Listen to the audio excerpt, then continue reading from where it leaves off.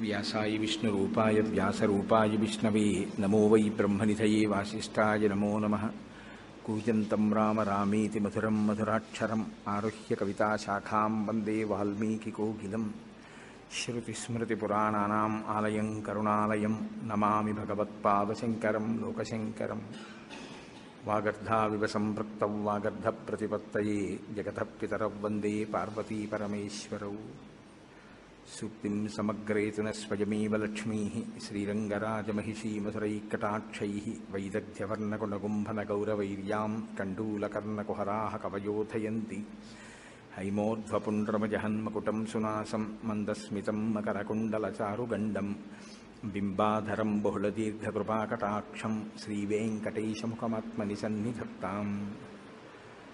मनोजवं मरुततुल्यवेगं जितेन्द्रियं बुद्धिमतां वरिष्ठं वातात्मजं वनरयूथमुख्यं श्रीरामदूतं शिरसा नमामि। आपदामपहर्तारं दातारं सर्वसम्पदां लोकाभिरामं श्रीरामं भूयो भूयो नमाम्यहम्।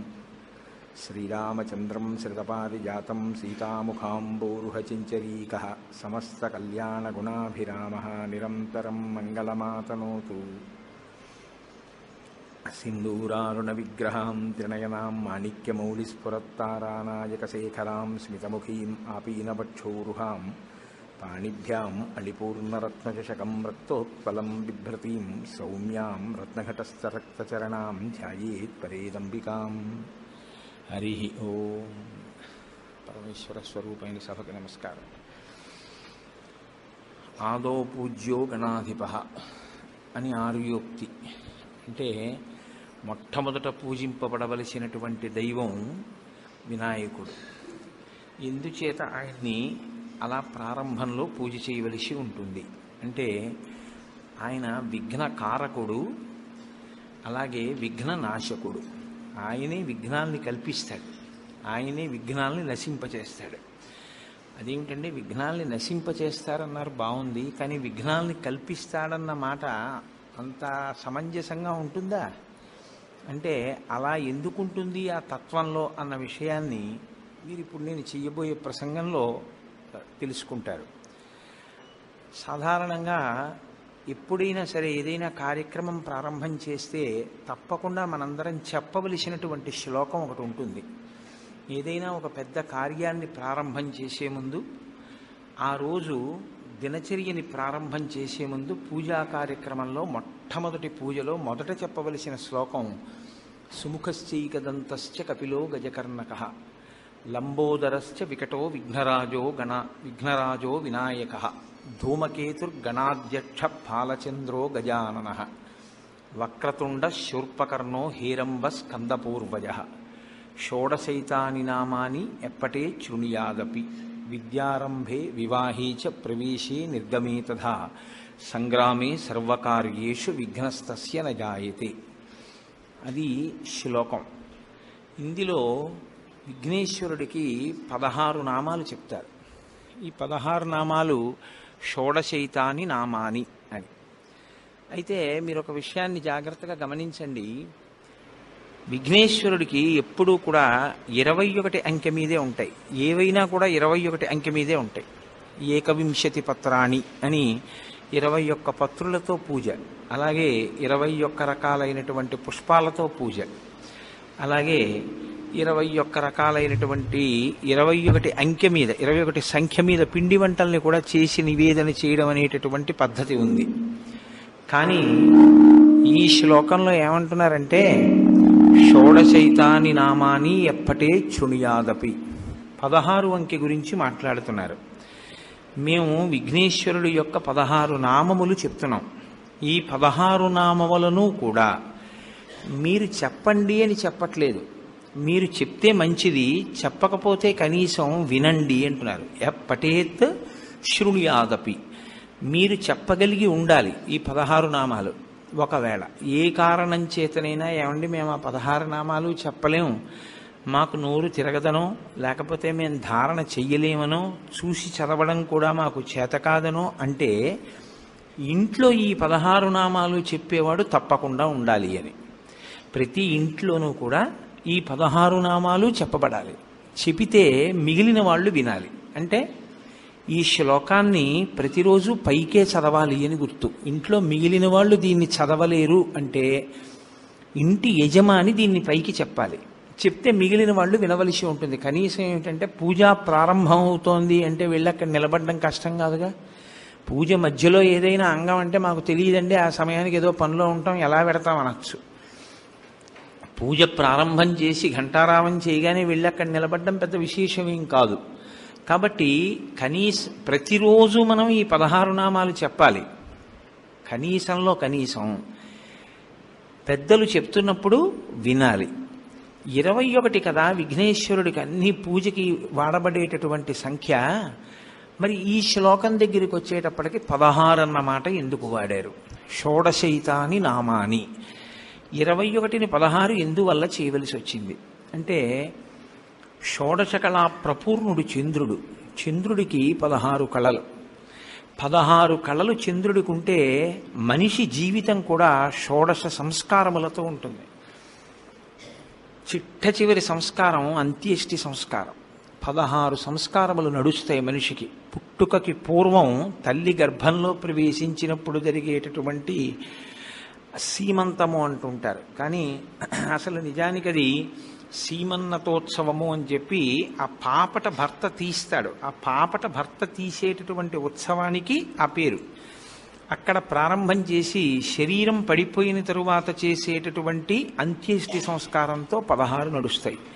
మీరు ఒక పూజ చేశారనుకోండి, షోడశోపచార పూజ, 16 ఉపచారములు తప్పకుండా ఈశ్వరుడికి నడవాలి. ఎట్టి పరిస్థితుల్లోనూ ప్రతిరోజు 16 ఉపచారములతోటి పూజ చేయాలి ఇంట్లో. అసలు న్యాయంగా కొన్ని వేల ఉపచారాలు, అన్ని నాకు చేత కావండి 64 ఉపచారాలు, 64 కూడా నేను చేయలేనండి 16 ఉపచారాలు, 16 కూడా నా వల్ల కాదండి 5 ఉపచారాలు, పంచసంఖ్యోపచారిణి 5 కూడా చేయలేనండి క్షమార్పణ లేదు. గృహస్థాశ్రమంలో 5 ఉపచారాలు తప్పకుండా చేయవలసింది. ప్రతి ఇంటిలోనూ కూడా దేవతార్చన జరిగినప్పుడు 5 ఉపచారములతో సింహాసనం అర్చింపబడాలి. గంధ పుష్ప ధూప దీప నైవేద్యములని ఈ 5 జరగాలి. కాబట్టి ఇప్పుడు 16 అంకె మీద చెప్తున్నారు. షోడశోపచార పూజ 16 అంకె. అలాగే ఇప్పుడు 16 తీసుకొచ్చారు. అవన్నీ ఉపచారాలు కళలు సంస్కారములు కాబట్టి 16 చెప్పారా? ఇంతకన్నా ఏమైనా ఉందా అంటే మీరు చూడండి, ఎప్పుడైనా పెద్దల దగ్గరికి వెళ్ళి మీరు నమస్కారం చేస్తే ఒక ఆశీర్వచనం ఉంటుంది. శతమానం భవతి శతాయు పురుష శతేంద్రియ ఆయుష్ దేవేంద్రియే ప్రతిష్టతి. 100 సంవత్సరములు జీవించదవుగాక. ఎందుకంటే కలియుగంలో ఆయు ప్రమాణం 100 సంవత్సరాలు. 100 సంవత్సరముల పూర్ణాయుర్దాయమును పొందెదువుగాక అని ఆశీర్వచనం. కానీ యథార్థానికి మీరు ఎప్పుడైనా ఎవరికైనా అభ్యున్నతిని కోరారనుకోండి, వాళ్ళు అభివృద్ధిలోకి రావాలి అని మీరు మనస్ఫూర్తిగా కోరుకున్న వారైతే మీరేం చేయవలసి ఉంటుందంటే వీరికి 16 కటాక్షింపబడుగాక అని కోరుకోవాలి. ఏమిటా 16? మీరు చాలా జాగ్రత్తగా జ్ఞాపకం పెట్టుకోండి. ఇది మీరు సంకల్పం చేస్తారు. అసలు యథార్థానికైతే గురువు ఏం చేస్తారో తెలుసా అండి? ఎదురుగుండా చేసే ఆశీర్వచనం కాదు. తాను భగవదర్చన చేసినప్పుడు, తన సింహాసనాన్ని అర్చన చేసినప్పుడు ఈశ్వరుణ్ణి అడుగుతాడు. ఈ 16 ఫలానా వారికి కృప చెయ్యి సర్వేశ్వర అని అడుగుతాడు. గురువుగారి యొక్క భక్తి చేత, ఆయన చేత అర్చింపబడిన పరమేశ్వరుడు ఆయన ఎవరి కొరకు సంకల్పం చేశారో వారికి ఆ అభ్యున్నతినిస్తాడు. ఇవి 16 అడుగుతారు. ఈ 16 ధర్మ అర్థ కామ మోక్ష భక్తి జ్ఞాన వైరాగ్యములు. ఇక్కడికి 7. దీర్ఘాయుర్దాయం. దీర్ఘాయుర్దాయంతో పాటుగా రోగాలు లేనటువంటి ఆరోగ్యంతో కూడినటువంటి జీవితం, సంపద కలిగి ఉండడం, సంపద అభివృద్ధి చెందడం, అభివృద్ధి చెందినది స్థిరత్వాన్ని పొందడం, దీనితో పాటు ఆ యజమాని వీర్యమును పొంది ఉండడం, అంటే కదిలిపోకుండా ఉండగలిగినటువంటి స్థితి, విజయాన్ని పొందడం, తలపెట్టిన కార్యాలు విజయవంతం అవుతూ ఉండడం, పుత్రపౌత్రాభివృద్ధిని చూడగలగడం, అంటే కొడుకుల్ని మనవల్ని కూడా చూడాలి. కాబట్టి 3 తరాలు చూస్తాడు. పుత్రపౌత్రాభివృద్ధిని అంటే ప్రపౌత్రులతో చూడగలగడం, తన కులదేవత ఎవరో, సింహాసనంలో కులదేవత ఉంటారు, పరంపరాగతంగా వస్తూ ఉంటారు, ఆయనే అన్నీ అని చూడాలి. మీరు కులదేవతని మార్చే అధికారం మీకు ఉండదు. మీ పరంపరాగతంగా మీ సింహాసనంలో కులదేవత ఎవరో అర్చన వారికి చెయ్యాలి. కానీ మీ ఇష్టదేవతని మీ కులదేవతలో చూడాలి. మీకు నేను ఒక ఉదాహరణ చెప్పాలి అంటే బాగా అర్థం అవడానికి, నా కులదేవత పార్వతీ పరమేశ్వరులు అనుకోండి, నా ఇష్టదేవత సీతారాములు అనుకోండి. నేను పార్వతీ పరమేశ్వరుల యొక్క మూర్తులను తీసేసి సీతారాముల మూర్తులు పెట్టకూడదు. పార్వతీ పరమేశ్వరుల యందు సీతారాముల్ని చూడాలి తప్ప కులదేవతని తీసేసేటటువంటి అధికారం ఎవ్వరికీ ఉండదు. అది చాలా ప్రమాదకరం. అటువంటి పనులు చేయకూడదు ఎప్పుడూను. కాబట్టి ఆ కులదేవతని మీరు ఎవరిని అర్చన చేస్తున్నారో వారు ఆ యజమాని యందు ప్రీతి చెంది వారిని అనుగ్రహించుగాక అని కోడుకోవడం 16. ఇప్పుడు 16 వచ్చాయి కదండి. కాబట్టి ఈ 16 యజమానికి దొరకాలి అని కోరడం. యజమాని అంటే మీరు ఒకటి గుర్తుపెట్టుకోండి, యజమాని అంటే ఏదో ఇంగ్లీష్లో ఓనర్ అన్న శబ్దంతో కాదు, యజ్ఞము చేయువాడు యజమాని అని. అంటే ప్రతివాడు యజ్ఞం చెయ్యాలి అని. కాబట్టి అటువంటి యజమానికి ఈ 16 కలగాలి అని కోరుకోవడం పూర్ణమైనటువంటి ఆశీర్వచనం. కాబట్టి ఇప్పుడు షోడశైతాని నామాని 16 నామములు ఎందుకు చెప్తున్నామంటే పరిపూర్ణమైన ఆశీర్వచనము కొరకు. ఈ 16 సిద్ధించడానికి ఏవి విఘ్నాల రూపంలో అడ్డొస్తున్నాయో, ఏవి ప్రతిబంధక రూపంలో వస్తున్నాయో వాటిని తొలగించి ఈ 16ంటిని సిద్ధింపజేయగలిగినటువంటి వాడు గణపతి. కాబట్టి ఇటువంటి మహానుభావుణ్ణి మేము ఇవాళ ప్రార్థన చేస్తున్నాం. ఇవాళ అంటే ప్రతిరోజు అని దాని అర్థం. అది మేము 16 నామములు చెప్పినప్పుడు మొట్టమొదటి నామంతో ఆయన ఏమని పిలుస్తున్నాం? సుముఖ. సుముఖ అంటే మంచి ముఖమున్నవాడు. సంస్కృతంలో ముఖము అన్న మాటకి నోరు అని కూడా అర్థం. సుముఖ అంటే మంచి ముఖం. ముఖము ఎప్పుడు వస్తుంది? పుట్టుకతో వస్తుంది. విఘ్నేశ్వరుడు యొక్క పుట్టుక ఎలాగా? ఆయన పుట్టుక ఒక స్త్రీ గర్భవాసం చేసి జన్మించిన వాడు కాదు. అమ్మవారు ఆవిడ సుమంగళి, అందున నిత్య సుమంగళి, నిత్య యవ్వనంలో ఉండేటటువంటి తల్లి. అటువంటి తల్లి కనుక ఎప్పుడూ పసుపు రాసుకుని ఉంటుంది ఆవిడ. ఎప్పుడూ పసుపు రాసుకుని ఉండేటటువంటి అమ్మవారు ఒకానొక రోజున తన ఒంటి మీద ఉన్న పసుపు నలిచింది. నలిచి ముద్ద చేసి ప్రాణప్రతిష్ఠ చేసింది. ఇప్పుడు విఘ్నేశ్వరుడు యొక్క మొదటి స్వరూపం నరవినాయకుడు. అంటే నరుడు ఎలా ఉంటాడో అలాగే పుట్టారు ఆయన. ఇప్పటికీ చిదంబరంలో ఒక చోట, అలాగే మనకి రాక్ఫోర్ట్ టెంపుల్ అని ఉంటుంది ట్రిచి, ఆ రాక్ఫోర్ట్ టెంపుల్లోనూ నరవినాయకుని యొక్క రూపాలు ఉన్నాయి. కానీ గుర్తుపట్టడం కష్టం. వినాయకుడు మనకి ఇంకొకలా అలవాటైపోయి నరవినాయకుడిని గుర్తుపట్టరు ఎవరు. ఇప్పుడు అమ్మవారు పసుపు ముద్దతో మొట్టమొదట వినాయకుడిని ప్రతిష్ఠ చేసింది, అందులోకి తీసుకొచ్చింది తేజస్సు. అందుకే అప్పటి నుంచి ఇప్పటి వరకు కూడా వినాయకుడు ఆవాహన ఇందులోకి అవుతాడు తొందరగా అంటే పసుపు ముద్దలోకే. 2 తమలపాకులు అక్కడ పెట్టి అందులో పసుపు ముద్ద పెట్టి బొట్టు పెట్టి మీరు ప్రార్థన చేస్తే విఘ్నేశ్వర తేజస్సు అందులోకి ప్రవేశించేస్తుంది. ఎందుకంటే అమ్మ మొదట అలాగే సృష్టించింది.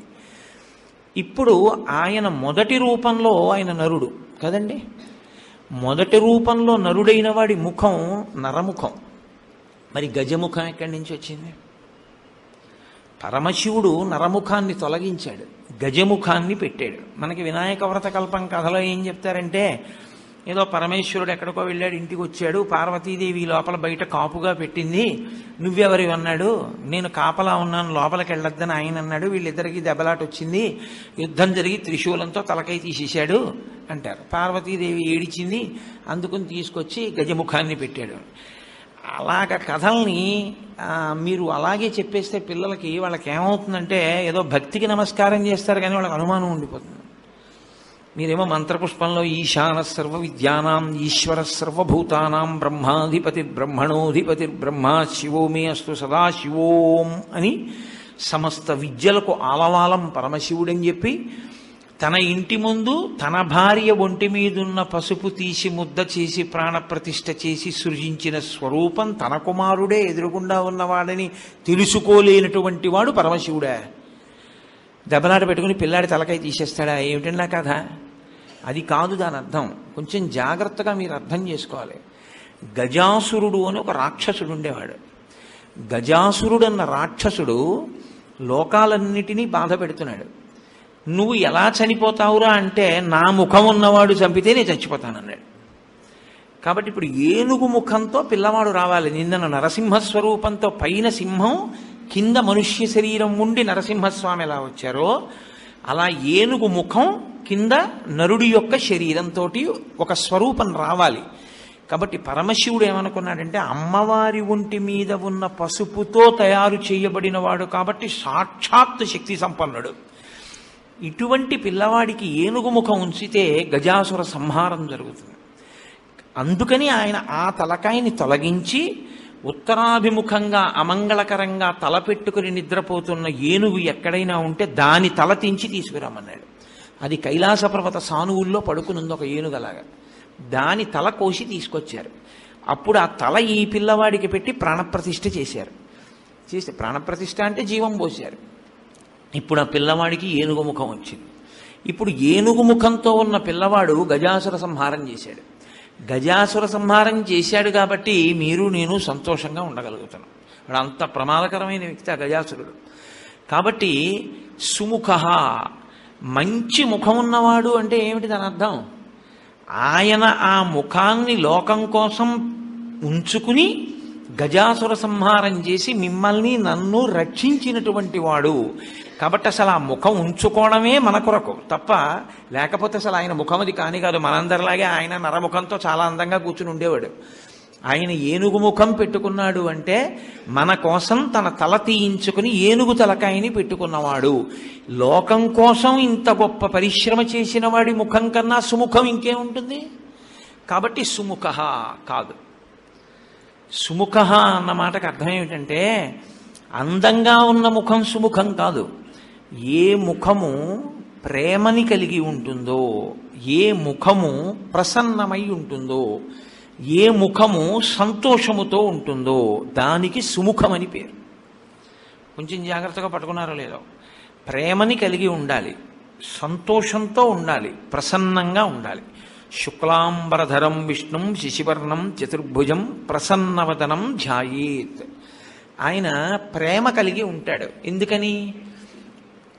అమ్మ అందం మనం ఎప్పుడైనా చూస్తామా?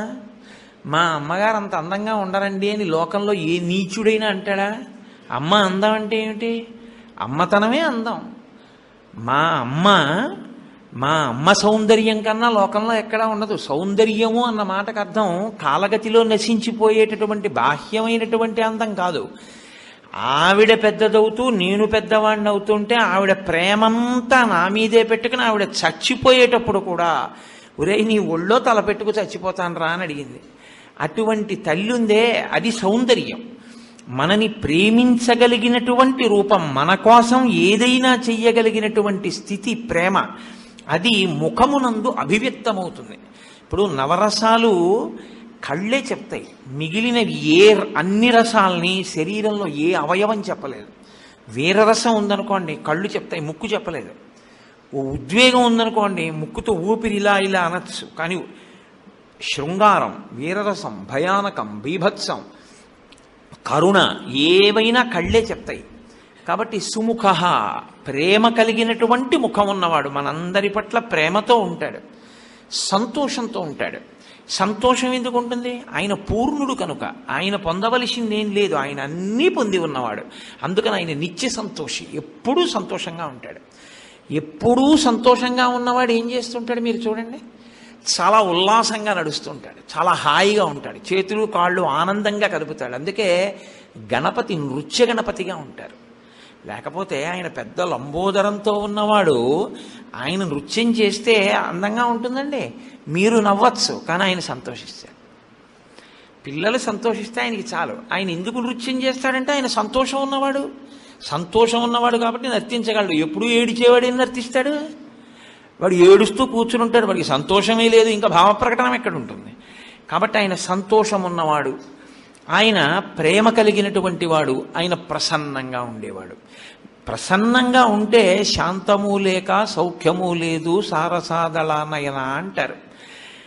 పిలిస్తే పలుకుతాడు, పిలిస్తే పలికి మీ కోరిక తీరుస్తాడు. ప్రసన్నంగా ఎప్పుడూ వినడానికి సిద్ధంగా ఉంటారు. అగస్త్య మహర్షి శ్రీరామాయణంలో మీరు విన్నారు, వాతాపి అనబడేటటువంటి వాడిని జీర్ణం చేసుకున్నారు. ఆయన జీర్ణం చేసుకునే ముందు గణపతి ప్రార్థన చేశారు. గణపతి, నువ్వు నాకు ఆ శక్తిని ఇవ్వాలి, ఈ విఘ్నం తొలగించి ఆ వాతాపిని జీర్ణం చేసుకుంటానని ఆయన శక్తిని ఇచ్చారు. ఇస్తే వాతాపి అన్న క్షేత్రంలో కర్ణాటక రాష్ట్రంలోకి వస్తుంది అది, అక్కడ ఆయన ప్రతిష్ఠ చేశారు. అందుకే ముత్తుస్వామి దీక్షితర్ వారు వాతాపి గణపతిం భజే అంటారు. ఆ వాతాపిలో ఉండేటటువంటి గణపతిని నేను భజించుచున్నాను అని. కాబట్టి ఆయన ప్రసన్నమైనటువంటి వాడు. కాబట్టి సుముఖ, మంచి ముఖమున్నవాడు కాదు. సుముఖ అంటే ఇంకో అర్థం ఏమిటో తెలుసా అండి? ఏ ముఖాన్ని మీరు చూస్తే మీకు లక్ష్మీ కటాక్షం కలుగుతుందో ఆ ముఖం సుముఖం. లక్ష్మీ కటాక్షం అంటే ఏమిటి? సంకల్ప సిద్ధి. మీరు అనుకున్నది జరగడం, మీకు జరిగినది మీరు అనుభవించడానికి లక్ష్మీ కటాక్షం అని పేరు. చాలా జాగ్రత్తగా పట్టుకోవాలి మీరు అది. మీకు ఉండడం, మీరు అనుకున్నది జరగడం లక్ష్మీ కటాక్షం కాదు. మీరు అనుకున్నది జరిగి దాన్ని మీరు అనుభవించగలిగితేనే లక్ష్మీ కటాక్షం. ఒక ఆయనకి ఒంట్లో బోలెడంత బలం ఉందండి, గొప్ప బలవంతుడు. కానీ ఆయన ఎక్కడికి వెళ్ళడం. ఎందుకు వెళ్ళడంటారేమో, నేను వెడితే కాలు జారి పడిపోతానేమో అంటాడు. నేను వెడితే ఎందుకు అనవసరం అవన్నీ అంటాడు. మరి ఏం చేస్తాడు? చక్కటి బలవర్ధకమైన ఆహారం వండించుకు తింటాడు. పొద్దున్నే లేచి సాముగరిడీలు చేస్తాడు. వ్యాయామం తప్పు కాదు, శరీరాన్ని నిలబెట్టుకోవాలి. మంచి వ్యాయామం చేస్తాడు, తింటాడు, పడుకుంటాడు, కూర్చుంటాడు, అంతే. ఇంకెందుకు పనికిరాదు. ఆ బలం ఏం చేస్తుంటాడు? ఏమీ చేయడు. పనికొచ్చేలా ఏం ఖర్చు పెట్టాడు. ఇప్పుడు ఆయనకి బలం ఉందేమో కానీ ఆయన బలం ఉత్తమ గతుల కొరకు ఉపయోగించుకొనడు. ఇప్పుడు ఆ బలంతో 108 ప్రదక్షిణాలు చేస్తూ ఉంటానండి నేను గుడికి అన్నాడు అనుకోండి. నేను ఈశ్వరుడి పల్లకి పడతానండి, నేను దేవాలయాన్ని శుభ్రం చేస్తూ ఉంటానండి వెళ్ళి. వారంలో ఒకరోజు నేను వెళ్ళి గుడిని శుభ్రం చేస్తాను. నాకు కాకినాడలో విశ్వేశ్వర స్వామి వారి దేవాలయం అని ఒక శివాలయం, అందులో ఏపీఎస్ఆర్టీసీలో ఒక మంచి అధికారి ఆయన ఏం చేస్తూ ఉంటారంటే తెల్లవారుజామున వచ్చి చీపురు పట్టుకొచ్చి గుడెంతా తుడిచేస్తారు. ఆయన ఇంకేం వ్యాయామం చేయరు. ఆయన వ్యాయామం ఏమిటంటే పొద్దున్నే ఔపచారిక స్నానం కింద ఒంటి మీద నీళ్లు పోసుకుని చీపురు చాట అవి పట్టుకొని వస్తారు. వచ్చి మొత్తం గుడెంతా తుడిచేస్తారు. ఆయన గుడెంతా తుడిచేసి వెళ్ళిపోతారు. నాకు కాకినాడ పట్టణంలో ఇలా సేవ చేసేవాళ్ళు చాలామంది తెలుసు. చాలా దేవాలయాల్లో చాలామంది చేస్తుంటారు. ఎన్ని పేర్లు నేను చెప్పను, చాలా గొప్ప విషయం అది. కేవల వ్యాయామం కాకుండా దేవాలయానికి వెళ్ళి దేవాలయంలో సేవ చేసి వస్తుంటారు. ఒళ్ళంతా చెమట పడుతుంది. వ్యాయామానికి వ్యాయామం ఈశ్వర సేవ, ఈశ్వర సేవగా వ్యాయామం తప్ప శరీరాన్ని నిలబెట్టుకోవడానికి వ్యాయామంగా వాళ్ళు చేయరు. అది ఒక గొప్ప స్థితి. అంటే ఉన్నదాన్ని అనుభవించగలగడం. ఇంట్లో పదార్థం ఉంది, తను తినగలగాలి, ఆరోగ్యం ఉండాలి కదా. అందుకే కదా 16లో ఆరోగ్యం వచ్చింది. అప్పుడు అది లక్ష్మీ కటాక్షం కింద మారుతుంది. ఈ లక్ష్మీ కటాక్షాన్ని ఇంట్లో కృప చెయ్యగలిగినటువంటి రూపం మీరు ఇలా చూస్తే చాలు, మీకు ఇవ్వగలిగినటువంటి రూపం వినాయక స్వరూపం. ఎందుకో తెలుసా అండి?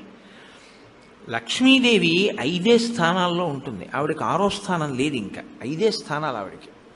అందులో మొట్టమొదటి స్థానం ఏనుగు యొక్క కుంభస్థలం. అందుకే గజారోహణం చేయించారండి ఆయనకంటారు. ఏనుగు కుంభస్థలంలో లక్ష్మీదేవి ఉంటుంది. రెండవది ఆవు యొక్క వెనక తట్టులో లక్ష్మీదేవి ఉంటుంది. అందుకే గోపృష్ఠానికి నమస్కారం, గోముఖానికి నమస్కారం లేదు, గోపృష్ఠం. మూడవది తామర పువ్వుల్లో లక్ష్మీదేవి ఉంటుంది. అందుకే తామర పువ్వుని లక్ష్మీదేవికి పూజ విషయంలో ప్రత్యేకం వాడతారు. నాలుగవది బిల్వదళం.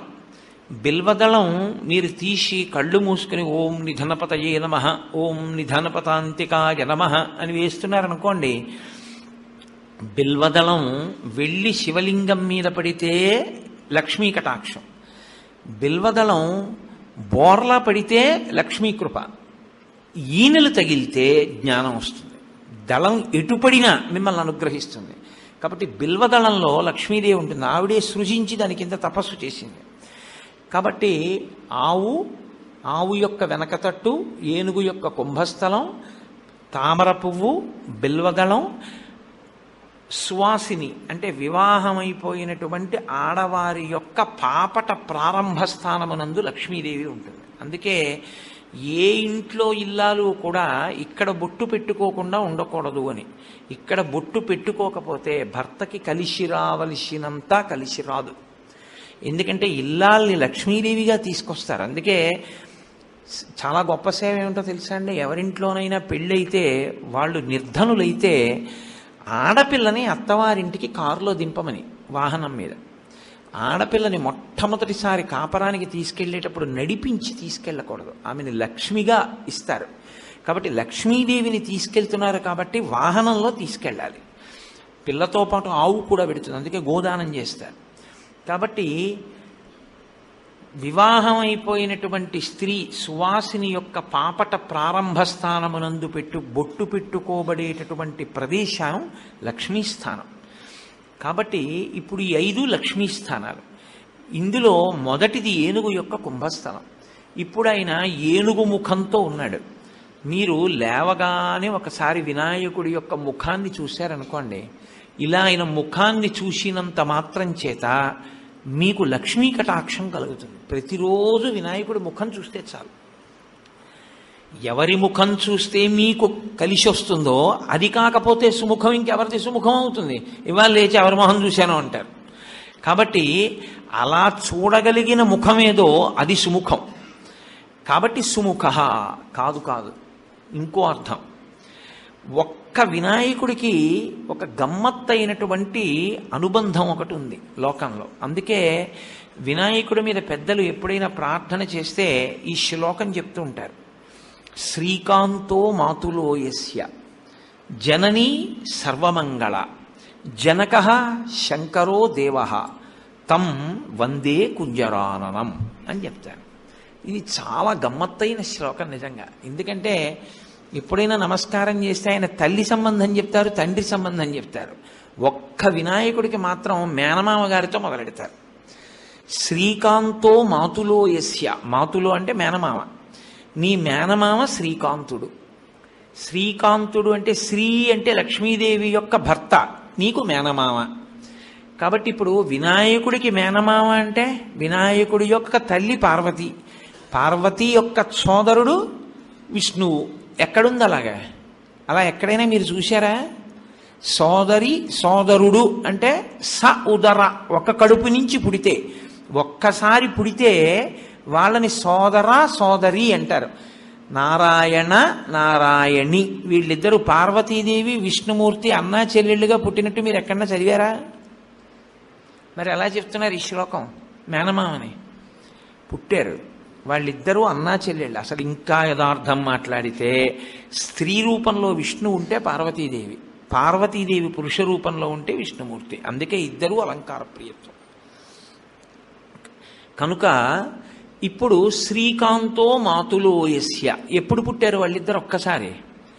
భాగవతంలో కృష్ణ పరమాత్మ ఇక్కడ వసుదేవుడికి జన్మించినప్పుడే అక్కడ యశోదానందులకు ఆవిడ యోగమాయగా జన్మించింది. ఆవిడేమో దేవకీ వసుదేవుల దగ్గరికి వచ్చింది, ఈయనేమో నంద యశోదల దగ్గరికి వెళ్ళాడు. అక్కడ పుట్టిన ఆవిడ ఇక్కడికి వచ్చింది, ఇక్కడ పుట్టిన ఆయన అక్కడికి వెళ్ళాడు.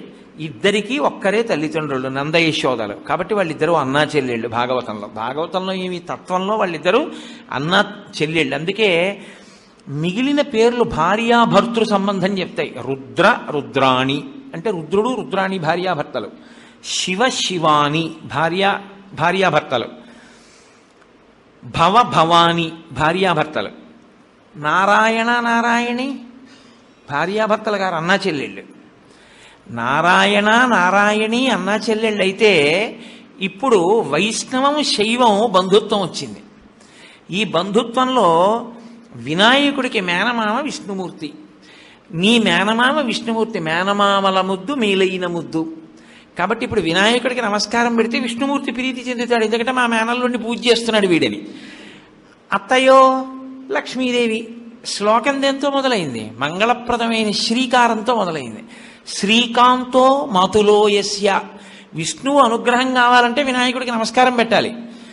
జనని సర్వమంగళ. ఆ తల్లి ఎవరు? ఆవిడ సర్వమంగళ, అన్ని మంగళములే చేస్తుంది ఆవిడ. అసలు ఆవిడే మంగళసూత్ర రూపంలో ఉంటుంది. అందుకే సర్వమంగళారాధన చేస్తే కానీ మంగళసూత్రం కట్టరుగా. కాబట్టి ఆవిడ లోకములన్నిటిలోనూ కూడా మంగళములకు మంగళం ఆ తల్లే, సర్వమంగళాస్వరూపం.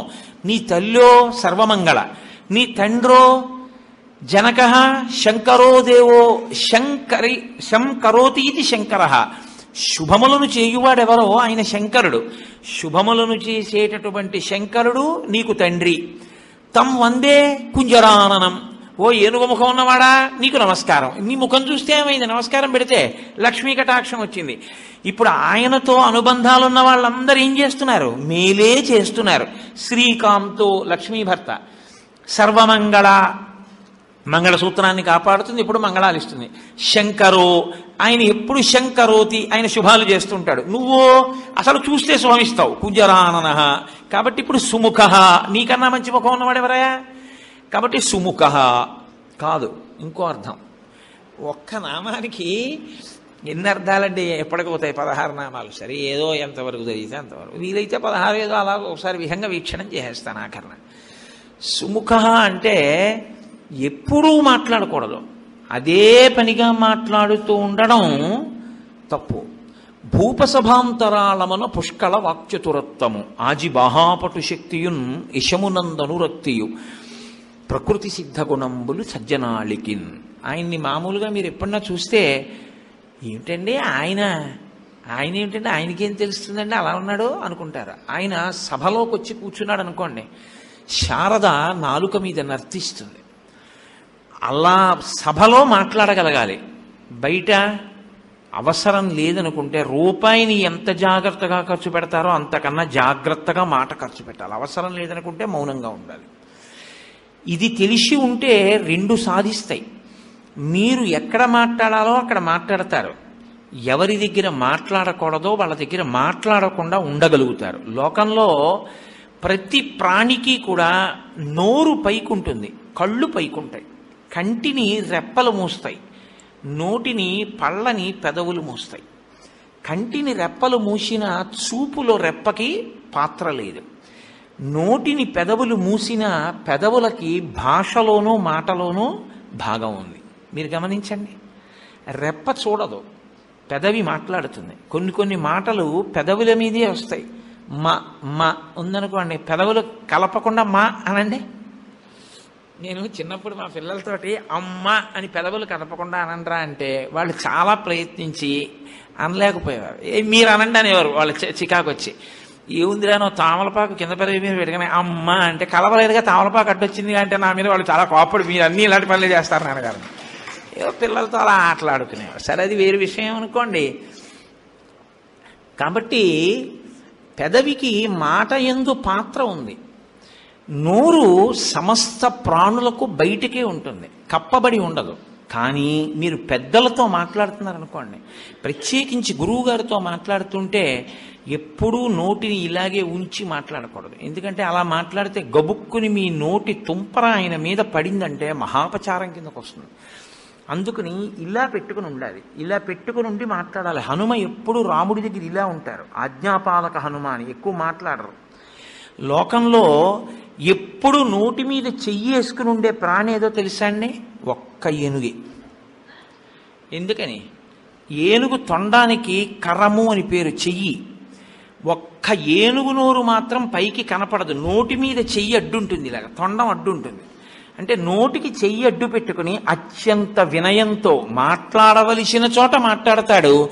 ఎప్పుడూ నోటికి చెయ్యి అడ్డు పెట్టుకుని మౌనంగా ఉంటాడు. ఆయన కన్నా అంత గొప్ప ముఖంతో ఉండి, అంత విద్వాంసుడిగా, అంత మంచి ప్రవర్తన కలిగిన ముఖంతో ఉన్నవాడు లోకంలో ఇంకెవరున్నారు? ఆ ముఖంతో మనకు అంత నేర్పుతున్నాడు. కాబట్టి సుముఖ, ఎప్పుడూ మాట్లాడుతూ ఉండకు, మౌనం కూడా నేర్చుకో అని చెప్పడానికి ముఖమునకు చెయ్యి అడ్డు పెట్టుకున్నవాడు. అంటే నోటికి తొండం అడ్డు ఉంటుంది కాబట్టి సుముఖ.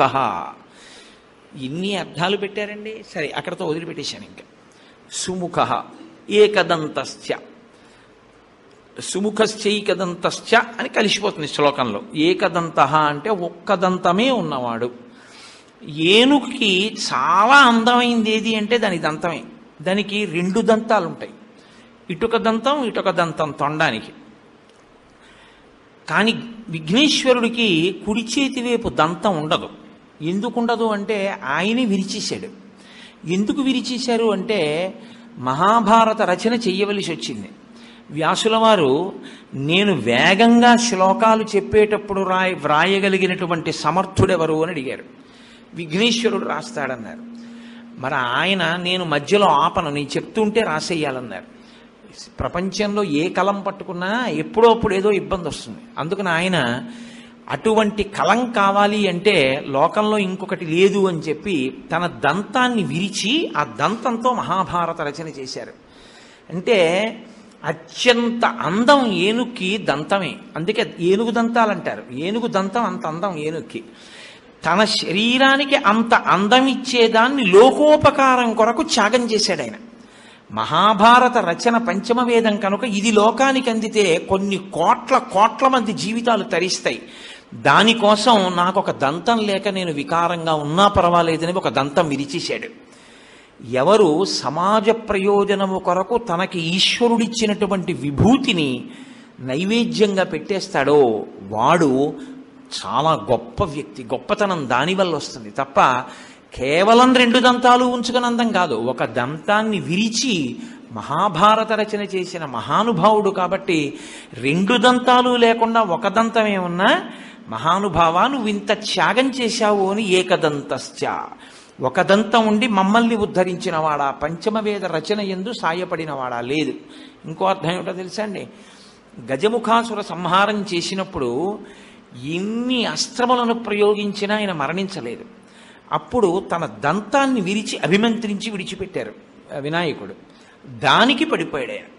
కాబట్టి తన దంతంతో గజముఖాసురుణ్ణి వధించినవాడు కనుక ఏకదంతశ్చ. కాబట్టి ఇప్పుడు సుముఖశ్చైకదంతశ్చ కపిలో. కపిలో అంటే ఎర్రటి వర్ణమున్నవాడు అని బాహ్యార్థం. కేవలం ఎర్రటి వర్ణం ఉన్నవాడు అంటే బాగా ఎరుపు కాదు. ఎరుపు అంటే మీరు ఏదో రక్తం ఎలా ఉంటుందో మరీ ముద్ద కట్టినటువంటి ఒక ఎర్ర మందారం ఎలా ఉంటుందో అటువంటి ఎరుపు చెప్పకూడదు. నలుపు జీరతో కూడిన ఎరుపు చెప్పాలి. అంటే దాన్ని కొంచెం మీకు అర్థమయ్యేటట్టుగా అనాలంటే డల్ రెడ్ అనొచ్చు. బాగా ప్రకాశవంతంగా ఉన్న ఎరుపు కాదు, తిలకం కుంకం అటువంటిది కాదు. కొంచెం తక్కువ స్థాయిలో ప్రకాశించేటటువంటి ఎరుపు. ఇప్పుడు ఈ ఎరుపు ఎక్కడది అని అడిగారు వినాయకుడికి. ఎందుకంటే ఎప్పుడు ఆయన్ని చెప్పినా ఆయన తెల్లగా ఉన్నాడని చెప్తాం. శుక్లాంబరధరం విష్ణుం శశివర్ణం చతుర్భుజం అని, చంద్రుళ్ళ తెల్లగా ఉంటాడు అని. మరి కపిలో ఎర్రటి రంగున్నవాడు అని ఎక్కడి నుంచి వచ్చింది ఆయనకి అంటే ఆయన ఒక మహారణ్యంలో గజముఖాసుర సంహారం చేసినప్పుడు ఆ గజముఖుడితో పోరాడి ఆయన్ని సంహరించినప్పుడు నరసింహస్వామి వారు హిరణ్యకశిపుడి యొక్క రక్తంతో ఎలా తడిశారో అలా ఆయన కూడా నెత్తుటితో తడిశారు. ఆ నెత్తుటితో తడిసినప్పుడు తెలుపు మీద వచ్చి పడ్డ ఎరుపు వల్ల ఏర్పడినటువంటి మందమైన ఎరుపు రంగుతో ప్రకాశించినటువంటి స్వరూపం కపిలః. లోకం కోసం అటువంటి కాంతి పొందినవాడు కాదు. ఆ కపిల రూపం లోకానికో ధర్మాన్ని నేర్పింది. ఏమిటో తెలుసా అండి? ఈశ్వరుడికి కర్మయందు దోషం ఏమి ఉండదు. ఆయన లోకం కోసం ఒక కర్మ చేస్తాడు తప్ప పాంచభౌతిక శరీరంతో వచ్చి కర్మ అనుభవించడానికి వచ్చి పుణ్యపాపములనేటటువంటి కట్టుబాటుకి లొంగి చేసేవాడు కాదు. అయినా ఆయన తండ్రి గారిలాగే మర్యాదస్తుడు, పరమశివుడిలాగా. గజముఖాసుర సంహారం చేసిన తరువాత ఆయనకి బ్రహ్మహత్యా పాతకం వచ్చింది అన్నాడు. నిజంగా వస్తుందా? ఏం రాదు. కానీ లోకంలో ఒక బ్రాహ్మణ స్వరూపంతో ఉన్నవాడు రాక్షసుడైనా బ్రహ్మరాక్షసుడైనా ఆయన్ని చంపడం వల్ల తనకి దోషం వచ్చింది కాబట్టి తొలగించుకోవడానికి రావణ సంహారం చేసిన తర్వాత రామచంద్రమూర్తి రామేశ్వరంలో శివలింగ ప్రతిష్ఠ చేసినట్టు ఈయన కూడా ఒకానొక చోట గజముఖీశ్వరుడు అని పేరు కలిగినటువంటి శివలింగ ప్రతిష్ఠ చేశారు. అలా శివలింగ ప్రతిష్ఠ చేసి లోకానికి ఒక ధర్మాన్ని నేర్పారు. మహాపాతకం నశించాలి అంటే శివలింగ ప్రతిష్ఠ చేయడం వినా లోకంలో ఇంకో మార్గం లేదు అని నేర్పినటువంటి వాడు కపిల స్వరూపంతో. కాబట్టి సుముఖశ్చైకదంతశ్చ కపిలో గజకర్ణక. గజకర్ణక అంటే ఏనుగు యొక్క చెవులు. అదేమిటంటే ఏనుగు ముఖం ఉన్నవాడికి ఏనుగు చెవులు, కాకపోతే ఏనుగు ముఖం ఉన్నవాడికి పిల్లి చెవులు ఎందుకు ఉంటాయి? అలా ఎందుకు చెప్పడం అంటే, మీరు కొంచెం జాగ్రత్తగా గమనిస్తే లోకంలో మీరు ఏ దేవతా స్వరూపం దగ్గరికి వెళ్ళి చూడండి, వాళ్ళ చెవులు మీకు కనపడవు. ఎందుకు కనపడవో తెలుసా? మొసలి పిల్లల్లా ఉంటాయి. అందుకే మకర కుండలాలు అంటారు వాటిని. ఇలా మొసలి పిల్ల ఎలా ఉంటుందో అలా ఇంతంత ఆభరణాలు ఇలా పెట్టేసుకుంటారు. మీరు ఏ దేవతా స్వరూపం దగ్గరికి వెళ్ళండి, మకర కుండలాలని ఇక్కడ పెట్టుకోవు దేవతా స్వరూపాలు. ఈ చెవులు ఇలా కప్పేస్తాయి. కప్పేస్తే మీరు చూడండి, మీరు వచ్చి ఏదో మాట్లాడుతున్నారు అనుకోండి, నేను ఇలా పెట్టుకుని ఉన్నాను అనుకోండి, పెట్టుకుని ఉంటే మీరు ఏమంటారు? వింటున్నాడో వింటలేదో, ఏమిటో అలా ఉన్నాడు, మరి చెవులోకి వెళ్ళిందో లేదో నేను చెప్పిందని. ఏ దేవతా స్వరూపం దగ్గరికి వెళ్ళినా మీకు అనుమానం ఉంటుంది. ఒక్క వినాయకుడి దగ్గర ఉండదు. ఎందుకో తెలుసా? కప్పబడని చెవులు ఉన్నవాడు ఆయన ఒక్కడే. ఆయన చెవులకి ఎప్పుడూ ఆభరణం పెట్టరు. ఆయన చెవుల్ని మకర కుండలాలతో కప్పడం కుదరదు. ఇది గజకర్ణక, అందుకని స్తోత్రం చేశారు. ఏనుగు ముఖమున్నవాడివే కాదు, ఏనుగు చెవులున్నవాడివి. ఎందుకో తెలుసా? మేము ఏదన్నా చెప్తే వినపడుతోంది అనడానికి నువ్వు ఒక్కడివి బాగా మాకు నమ్మకస్తుడివి. ఎందుకంటే చెవులు కప్పవు, చక్కగా కదులుతుంటాయి కూడా. అందుకని ఎప్పుడు వింటూ ఉంటావు మేము చెప్పేటటువంటివి. కాబట్టి గజకర్ణక, అటువంటి చెవులున్నవాడా నీకు నమస్కారం. కాబట్టి చాలు, మీరు ప్రధానమైన విషయాన్ని తెలుసుకుంటుండే. లేకపోతే 16 నామాలు ఎక్కడవుతాయి? నేను ఎక్కడో ఆగిపోతుంటాను మధ్యలో, ఏదో నామం దగ్గర పరవశం వస్తున్నా, నామం ఎక్కువ వెళ్ళిపోతుంటాను. లంబోదరశ్చ, లంబోదరుడు అంటే చాలా పెద్ద కడుపున్నవాడు కాదు, వ్రేలాడుతున్న కడుపున్నవాడు. వ్రేలాడుతున్న కడుపు ఉండడం అంటే ఇలా అర్ధవృత్తాకారంగా ఇలా పెరిగినటువంటి కడుపు. ఇప్పుడు మీరు ఇలా మీకు వృత్తాకారం కనపడుతోంది అంటే దానికి ఇటు కూడా వృత్తాకారం ఉంది అనుకుంటే అదొక పూర్ణాకారంతో ఉందన్నమాట. నిండు సున్న ఎలా ఉంటుందో అలా ఉంటుంది. ఇప్పుడు ఈ లంబోదరం ఎందుకుందో తెలుసా అండి ఆయనకి? లంబోదరాన్ని కానీ మీరు చూస్తే ఆయన మీకు ఏం గుర్తొస్తుందంటే, ఆయనకి మోదకము అని ఉంటుంది. మోదకము అంటే లోపల పూర్ణం పెట్టి వండుతారే, దాన్ని మోదకం అంటారు. లేకపోతే ఉండ్రాళ్ళనంటే గుండ్రంగా ఉంటాయి, లోపల కొబ్బరితో చేసినటువంటి మధుర పదార్థాన్ని కూడా ఉంచి చేస్తూ ఉంటారు, బూరెలాగా. అవి ఆ మోదకాలు ఆయనకి ప్రీతి అంటారు. ఆయనకి ప్రీతి అన్నప్పుడు మీరు ఒక విషయం గుర్తుపెట్టుకోండి, మీరు లోకంలో ఈశ్వర స్వరూపాలు సాధారణంగా మీరు ఇంట పచనం చేసినవి తీసుకోవు, దేవతలు తీసుకోరు. మీరు ఇడ్లీ నైవేద్యం, సమోసా నైవేద్యాలు ఉండవు లోకంలో. సత్వగుణ భరితమైనటువంటి పదార్థాలే నివేదన ఉంటాయి. మీరు ఏదో పాయసం చేసి నైవేద్యం పెట్టారనుకోండి, వాళ్ళు తిన్నారని మీరు ఊహ చేస్తారు, మీ భావన చేత వాళ్ళు తృప్తి పొందుతారు. వాళ్ళు కూడా దృష్టి ప్రసారం చేస్తారు. ఓసారి చూస్తారు ఆ పదార్థం వంక, వాళ్ళు అలా చూస్తే చాలు పవిత్రత, వాళ్ళు తీసుకున్నట్టే.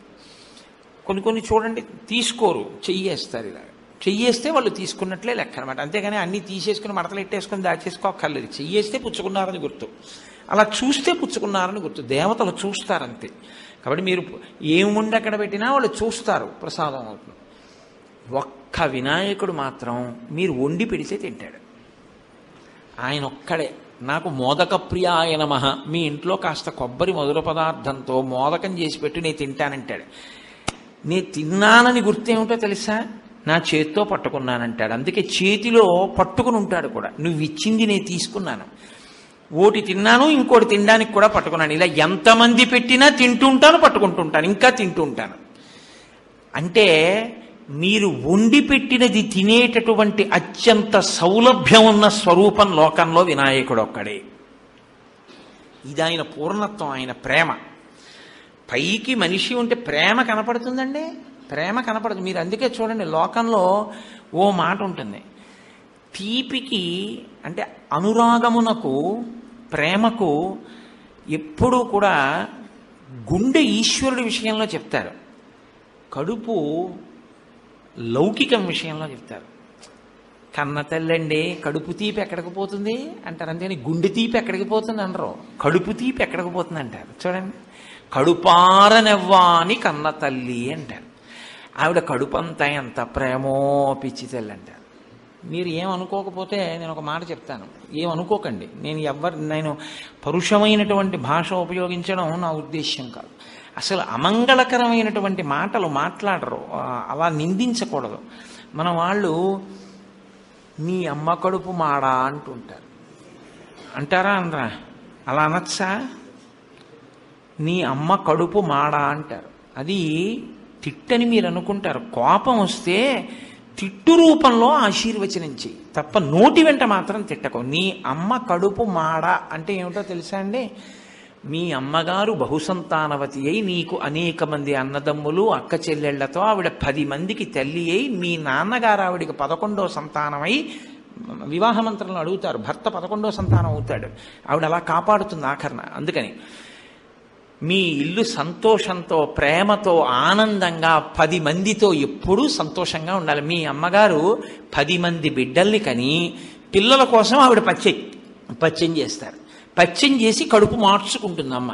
పిల్లల కోసం ఎవరికో పిల్లాడికి జ్వరం వస్తుంది, మొదట ఉపవాసం ఉండేది ఎవరంటే అమ్మే.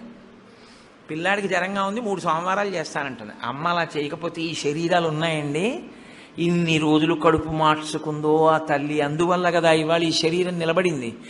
నీ అమ్మ కడుపు మాడా అంటే మీ అమ్మగారు 10 కాలాలు కడుపు తీపితో అలా వర్ధిల్లుగాక అన్నదే తప్ప తిట్టినట్టుండి మీకు ఆశీర్వచనం చెయ్యాలి తప్ప కోపం వచ్చినా నోటి వెంట పరుషవాక్యం రాకూడదు. పరుషవాక్యంలా అభివృద్ధిని సూచించాలి. అందుకే పెంట కుప్పలా పెరుగుతున్నాడంటారు. పెంట కుప్పలా పెరుగుతున్నాడంటే ఏంటది? అసహ్యంగా ఉంది కదా. అంటే దినదిన ప్రవర్ధమానం అవుతున్నాడు, చంద్రబింబంలా ఉన్నాడన్నారు అనుకోండి, దృష్టి తగులుతుందేమో అని ఏదో పెంట కుప్పలా పెరుగుతున్నాడు లేంటంటారు. అందుకే మనకి సంప్రదాయంలో పిల్లలు లేక బతికితే వీడు బతికాడేమిటి అని ఎవరైనా అంటారేమో అని పెంటయ్య అని పేరెట్టుకుంటుంది తల్లి.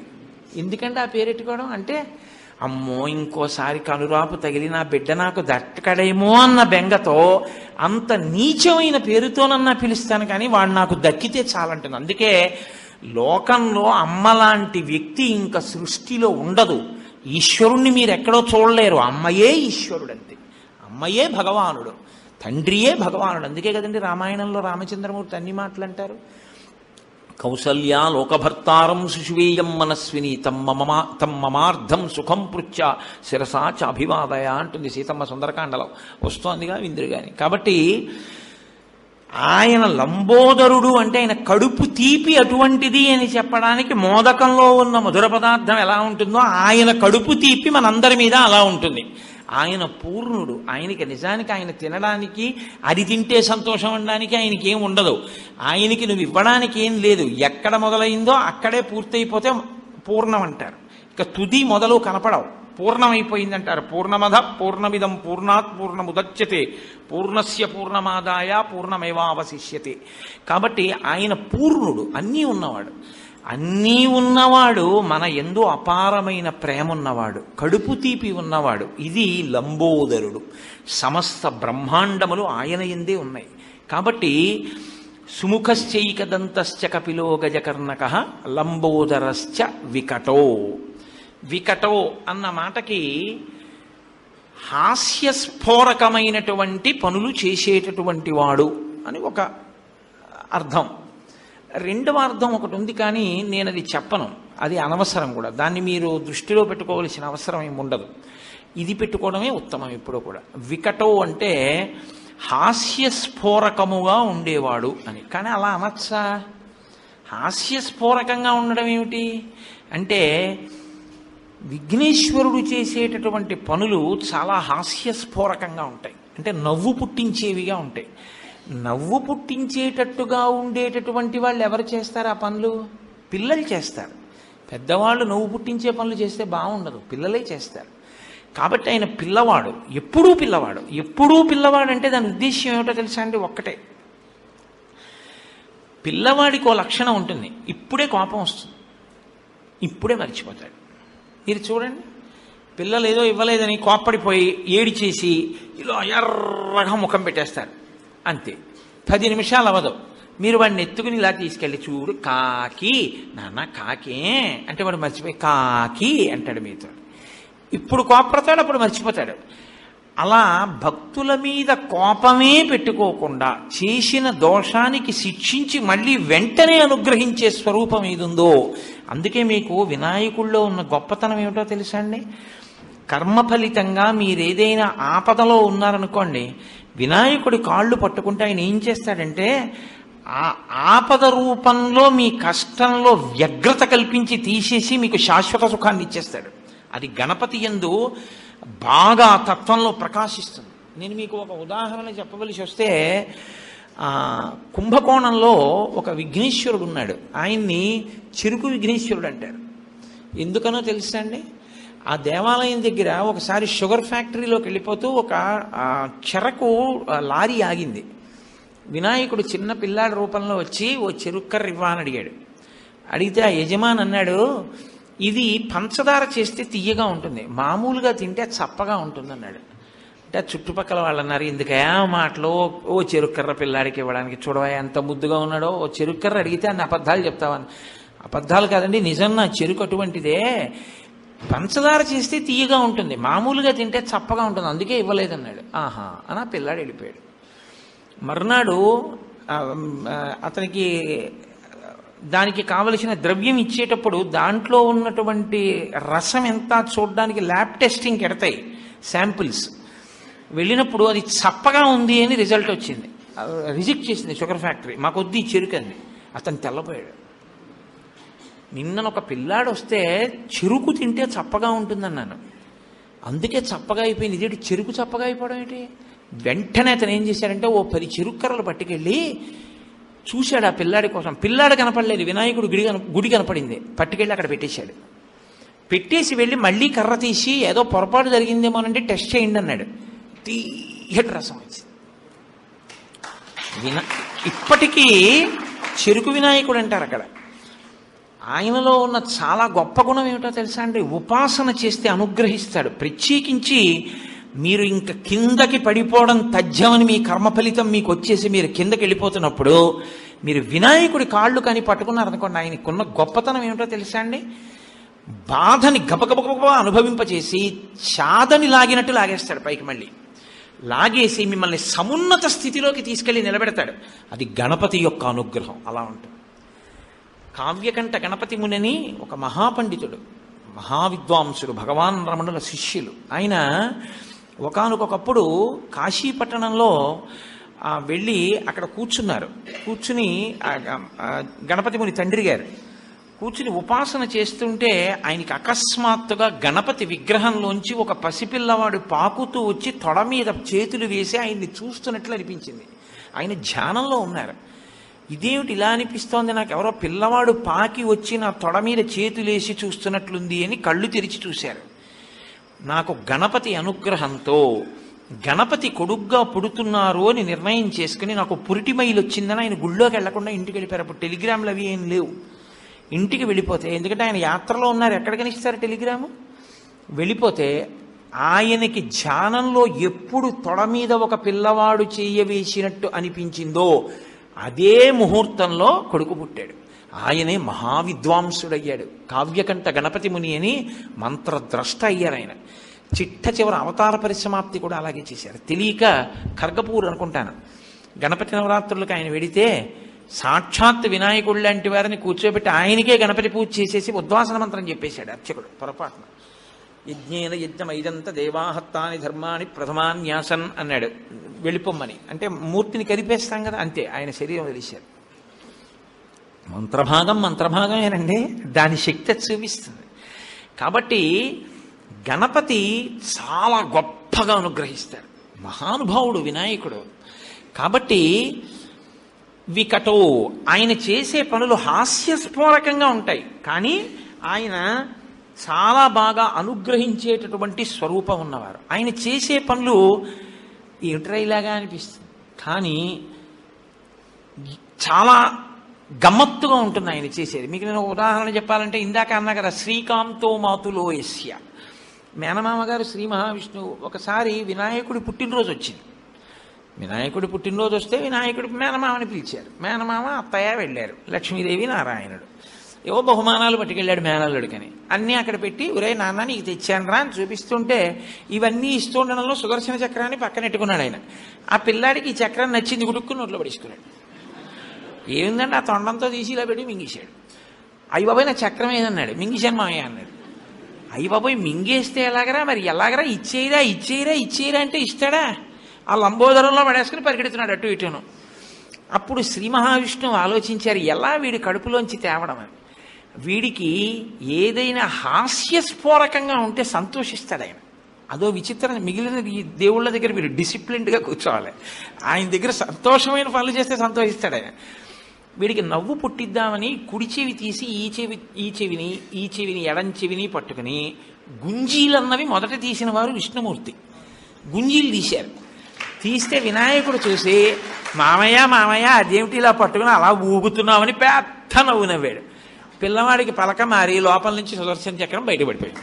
అమ్మయ్య చాలరా బాబు అని కడుపుకుని తీసుకున్నాడు. అందుకే ఇప్పటికీ ఆయన అనుగ్రహానికి ఏం చేస్తారంటే వెళ్ళి గుంజీలు తీస్తారు ఆయన దగ్గర. ఎక్కడి నుంచి వచ్చింది ఇదంటే శాస్త్రంలో అక్కడి నుంచి వచ్చింది. హాస్యస్ఫోరకంగా ఉండి అనుగ్రహిస్తారు. మీరు చూడండి ఈ లోకానికి ఆయన ఎంత ఉపకారం చేశారో తెలుసా? గోకర్ణ క్షేత్రం ఎక్కడి నుంచి వచ్చిందండి? ఆయన అనుగ్రహమే. రావణాసురుడు శివలింగాన్ని పట్టుకెళ్ళిపోతుంటే బ్రహ్మచారి రూపంలో వెళ్ళి అందాక నేను పట్టుకుంటాను, బరువుగా అనిపిస్తే 3 మాటలు పిలుస్తాను, రాకపోతే కిందెట్టేస్తానన్నారు. ఖచ్చితంగా సంధ్యావందనంలో అర్ఘ్యం ఇచ్చే వేళటికి రావణ రావణ రావణ అని కింద పెట్టేశారు. ఒక్క మొట్టికాయ కొడితే సొట్టడిపోయిందండి. ఇప్పటికీ గోకర్ణ క్షేత్రంలో సొట్టపడిపోయి ఉంటారు మహానుభావుడు. హాస్యస్ఫోరకంగా ఉంటుంది ఆయన చేసే పని. కానీ గోకర్ణ క్షేత్రం వచ్చింది. అలాగే విభీషణుడు రంగనాథుడిని పట్టుకెళ్ళిపోతున్నాడు. మా నాన్నగారికి చిదంబరంలో నటరాజు అని పేరు. మా నాన్నగారు నాట్యం చేస్తారని. పాపం మా మామయ్యకే రాజన్న పేరుతో క్షేత్రం లేదని ఆయన మామయ్య కోసం ఏం చేశారో తెలుసా? విభీషణుడి దగ్గరికి వెళ్ళి కావేరీ నదిలో స్నానం చేయాలనిపించింది విభీషణుడికి.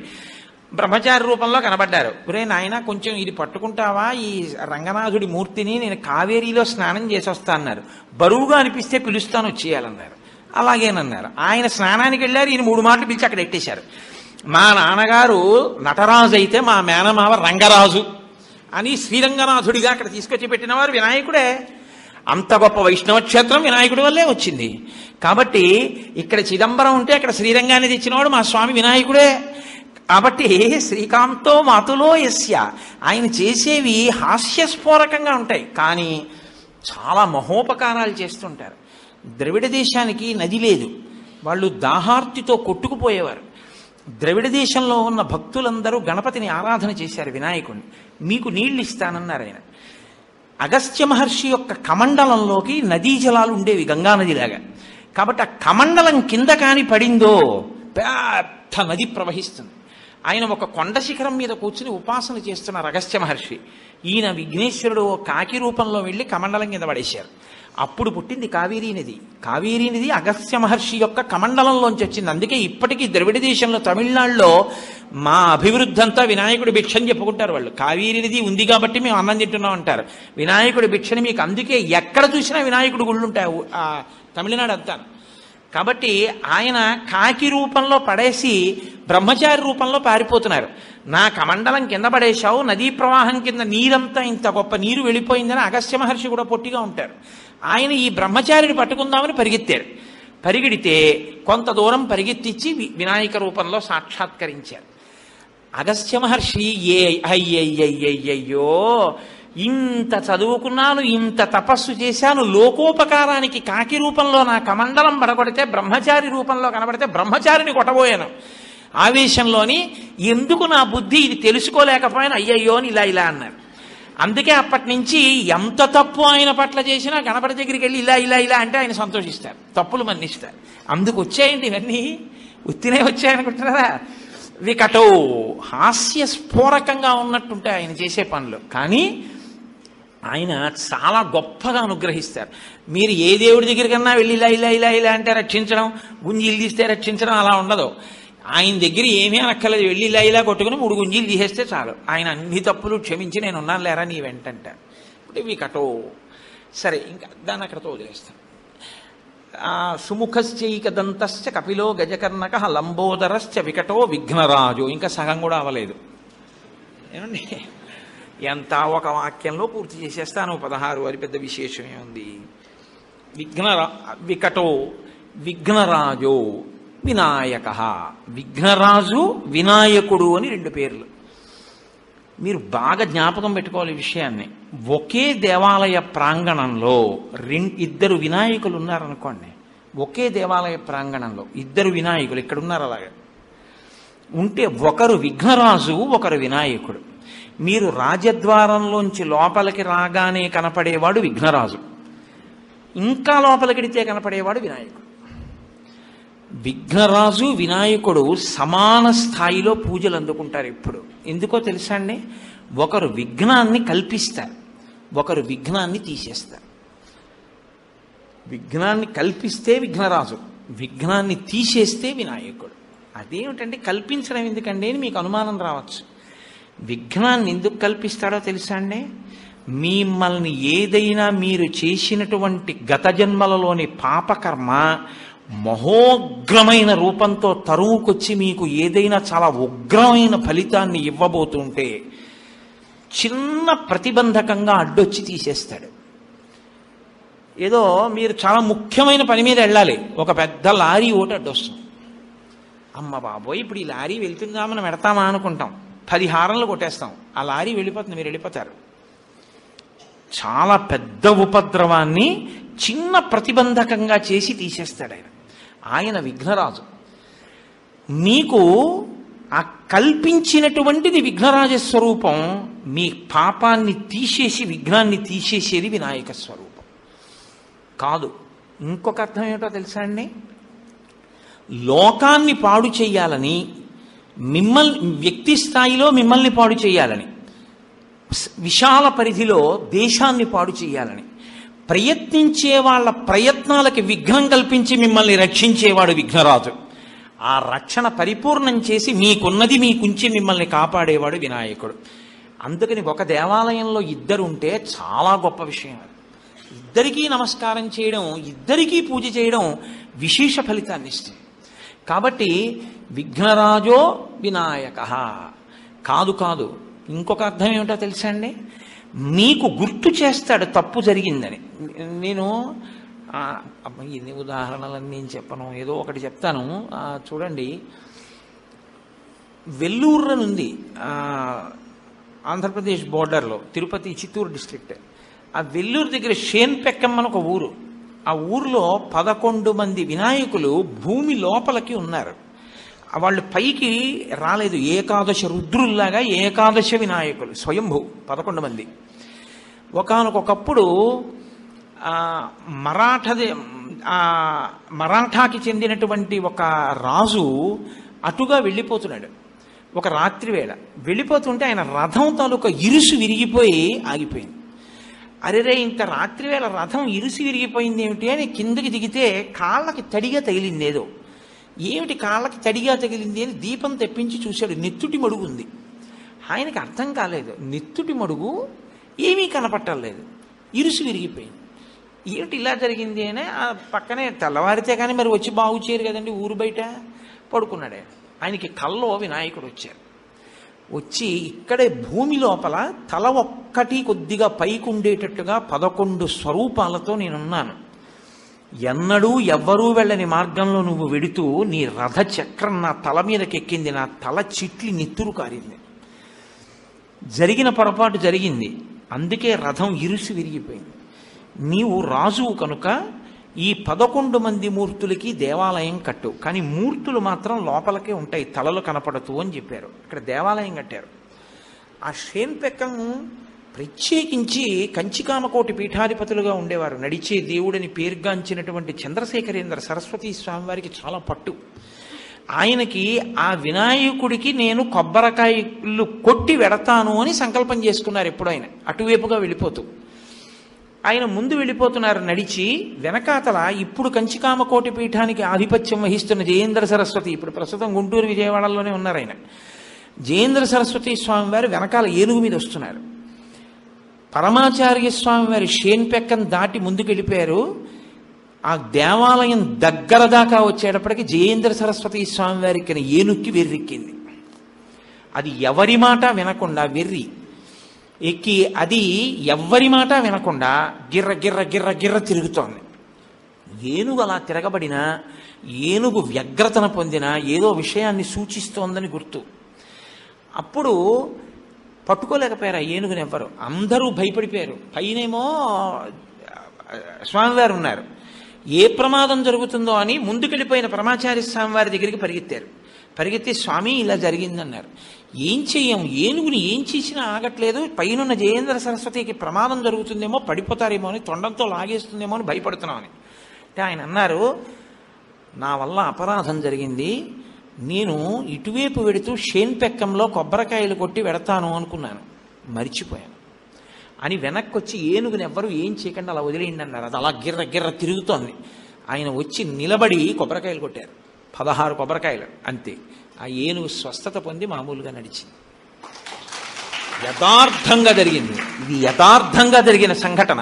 జయేంద్ర సరస్వతి ఇప్పుడే కృష్ణా గుంటూరు జిల్లాల్లోనే తిరుగుతున్నారు. మీరు కావాలంటే ఆయన అడగచ్చు. కోటేశ్వరరావు ఉపన్యాసంలో చెప్పారు ఇది నిజమా అని. పరమాచార్య స్వయంగా చెప్పుకున్నారు ఈ విషయాన్ని. కాబట్టి ఆయన విఘ్నరాజు, వినాయకుడు కూడా. ఆయన విఘ్నాన్ని కల్పిస్తారు, ఆయనే అనుగ్రహించి విఘ్నాన్ని తీసేస్తారు. మహానుభావుడు అండి గణపతి, మహానుభావుడు వినాయకుడు అంటే. ఆయన్ని మీరు భక్తితో పట్టుకున్నారా, మీరు ఆయనకి ఒక ఆకిస్తే చాలు ఆయన పొంగిపోయి అష్టైశ్వర్యాలు ఇస్తాడు. అంత ఉదారుడు వినాయకుడు. కాబట్టి విఘ్నరాజో వినాయక కాదు, వినాయక అంటే అర్థం ఏమిటో తెలుసా అండి? దాని వ్యతిరేకార్థంలో వి అన్న అక్షరం సంస్కృతంలో సమర్థిస్తుంది, వ్యతిరేకిస్తుంది కూడా. విచిత్రము అన్నాను అనుకోండి, విశేషమైన చిత్రము అని. విధవ అన్నాను అనుకోండి, భర్త లేనిది అని. వ్యతిరేకార్థం ఇస్తుంది, సమర్థిస్తూ అర్థం ఇస్తుంది. వినాయకుడు అంటే తన మీద నాయకుడు లేనివాడు అని, తానే నాయకుడు. కాబట్టి అంత శ్రేష్టమైన నాయకుడు వినాయకుడు. కాబట్టి విఘ్నరాజో వినాయక. ఎక్కడి దాకా వచ్చాను? సుముఖశ్చైకదంతస్య కపిలో గజకర్ణక లంబోదరశ్చ వికటో విఘ్నరాజో వినాయక. ధూమకేతు, ఆయనకి ధూమకేతు అని ఒక నామం. ధూమకేతు అంటే తోకచుక్క అని అర్థం. తోకచుక్క దర్శనీయం కాదుగా. అయితే ధూమం అంటే పొగ, కేతు అంటే పతాకం, పొగ పతాకముగా కలిగినవాడు అని. ఆ పేరు ఎక్కడొచ్చింది వినాయకుడికి అంటే, ఒకానొకప్పుడు ధూమాసురుడు అని ఒక రాక్షసుడు ఉండేవాడు. ఆయన ఏమిటంటే విషపు వాయువుల్ని అందరి మీదకి పంపి చంపుతూ ఉండేవాడు. ఆయనకు అదో శక్తి. ఆయన గురించి ఎందుకంటే ఇప్పుడు మనం పాయిజనస్ గ్యాసులు విడిచిపెట్టుకోవట్లేదు కాబట్టి ఆయన అలా చంపుతూ ఉండేవాడు. ఒకానొకప్పుడు ఆయనకి జ్యోతిష్కులు ఒక మాట చెప్పారు, నిన్ను చంపేవాడు పక్క రాజ్యపు రాజుగారి భార్య కడుపున పుడుతున్నాడని. ఈయన రాక్షసుల్ని పంపించాడు ఆ రాణిగారిని చంపేయమని. ఈయన గూఢచార అక్కడికి వెళ్ళేటప్పటికి పాపం ఆ రాజు రాణి ఏకశయ్యాగతులై ఉన్నారు. వాళ్ళని చూస్తే జాలేసింది ఆయనకి. చాలా అమాయకంగా ఉంది ఆవిడ, గర్భిణి. అయ్యో ఈవిడ్ని చంపేయడం ఏమిటని ఆ తల్పాన్ని తల్పంగా తీసుకెళ్లి అరణ్యం మధ్యలో వదిలిపెట్టేశాడు. ఇది రాక్షసుడికి తెలిసింది. ఈలోగా వాళ్ళు తెల్లవారు లేచేటప్పటికి అడవిలో ఉన్నారు ఆ రాజు దంపతులు. వాళ్ళు వెంటనే వినాయకుడిని ప్రార్థన చేశారు, ఈశ్వరా నువ్వు కాపాడి మమ్మల్ని కృప చేయని. వెంటనే ఆవిడ కడుపులోంచి పిల్లవాడి రూపంలో విఘ్నేశ్వరుడు వచ్చి ఆవిడ తొడ మీద కూర్చున్నాడు. ఈ రాక్షసుడు ధూమాసురుడు వాళ్ళిద్దరినీ చంపుదామని చంపలేదు, గూఢచారం తెలుసుకుని అడవి మధ్యలోకి వెళ్ళాడు. వెళ్ళి ఆ విషపు గాలిని తన అస్త్రంగా ప్రయోగించాడు. వినాయకుడు అలాగే కూర్చుని అదంతా తను పుచ్చేసుకున్నాడు. పుచ్చేసుకుని మళ్ళీ కొత్తగా అస్త్రం ఎందుకు ప్రయోగించడం అని ఈ పుచ్చుకున్న విషపు గాలిని తిరిగి ఆయన మీదకి ప్రయోగించాడు. ఆయన తిరిగి ప్రయోగిస్తే ఆ రాక్షసుడు మరణించాడు. కాబట్టి ధూమమును కేతముగా అంటే తన యొక్క జెండాగా కలిగి ధూమాసురుణ్ణి చంపినవాడు కాబట్టి ధూమకేతు. కాబట్టి సుముఖశ్చైకదంతశ్చ కపిలో గజకర్ణక లంబోదరశ్చ వికటో విఘ్నరాజో వినాయక ధూమకేతుర్గణాధ్యక్ష. గణాధ్యక్ష అంటే గణము అంటే ఒక సంఘము అని. ఏదో జంతు గణము అన్నాను అనుకోండి, జంతువులన్నీ అందులోకి వస్తాయి. మనుష్య గణము అన్నాను అనుకోండి, మనుష్యులందరూ అందులోకి వస్తారు. దేవతాగణములు అన్నాను అనుకోండి, దేవతలందరూ అందులోకి వస్తారు. ఆయా సమూహములు అని. ఆయన గణపతి అంటే గణములకు పతి. ఎన్ని గణములు ఎన్ని సమూహములు ఈ లోకంలో ఉన్నాయో అన్నిటికీ పతి అంటే పొందబడవలసిన వాడు అని. పతి అంటే ఆయనని పొందుతుంది స్త్రీ. దాంతో పరిపూర్ణత్వాన్ని సాధించుకుంటుంది పతిని పొంది. కాబట్టి ఆయన వలన పూర్ణత్వాన్ని పొందుతుంది, బిడ్డల్ని పొంది. మనమందరం ఆ పతి మనకి గతి, ఆయన్ని మనం పొందుతాం. గణములన్నిటికీ లోకంలో ఉన్న సమస్త భూతముల చేత పొందబడవలసిన వాడు ఆయనే, కాబట్టి ఆయన గణపతి.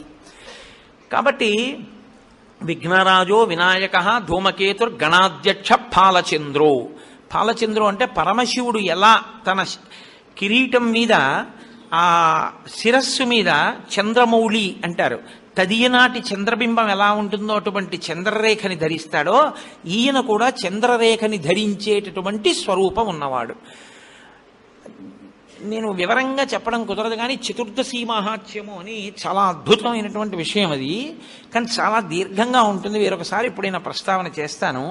వినాయకుడే ఒకానొకప్పుడు చంద్రుణ్ణి ఆయన్ని చూసి నవ్వాడని, నిన్ను చూసిన వాళ్ళందరూ అపనిందల పాలవుతారంటే చూసిన వాళ్ళందరూ తిడుతుంటే చంద్రుడు సముద్రంలో పడిపోయాడు, మళ్ళీ క్షీరసాగర మండలంలో పైకి వచ్చాడు.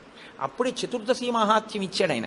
చతుర్దశి నాడు ఎవరైనా వినాయకుడిని పూజిస్తే విశేష ఫలితాలు వస్తాయి. పైగా ఆయన్ని కానీ మీరు విఘ్నేశ్వరుణ్ణి చూసి ఆయనకి ఏం అక్కర్లేదు, అందరూ పనికిమాలిందని ఏమంటారో ఒక గరికె పోగు, ఒక గరిక తీసుకొచ్చి ఆయనకి ఇచ్చారనుకోండి, మీకు ఆయన ఏమి ఇస్తాడో తెలుసా అండి?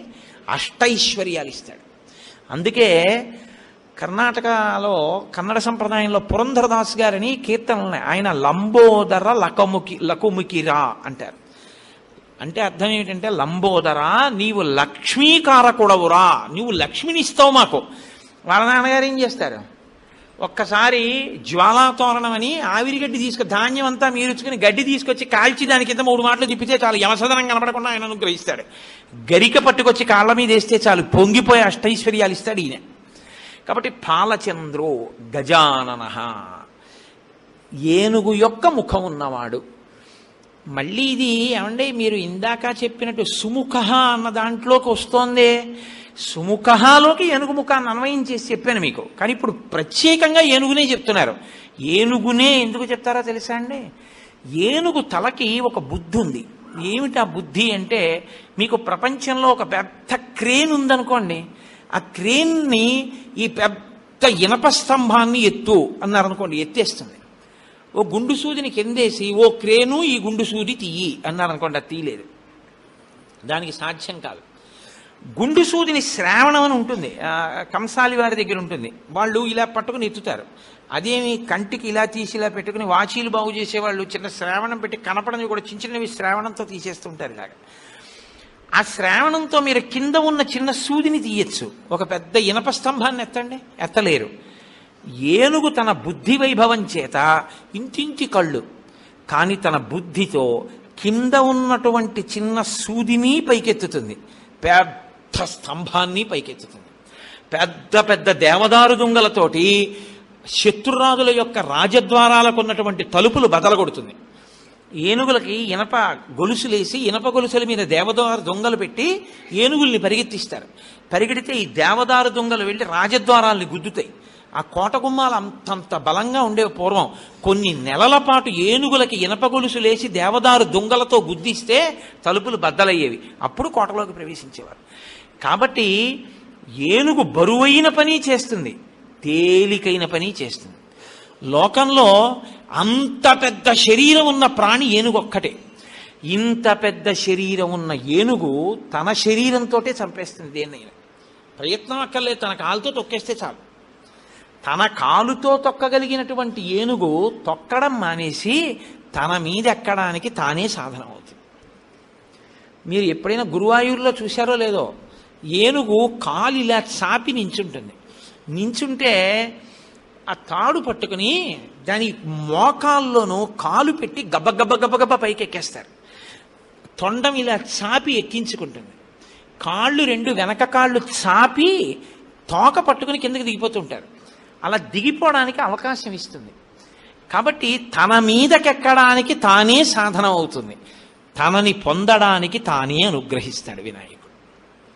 ఆయనే మిమ్మల్ని అనుగ్రహించి మిమ్మల్ని తన నెత్తి మీద ఎక్కించుకుంటాడు, అంత సులభుడు. కాబట్టి గజానన ఎంత పెద్ద పని చేస్తాడు.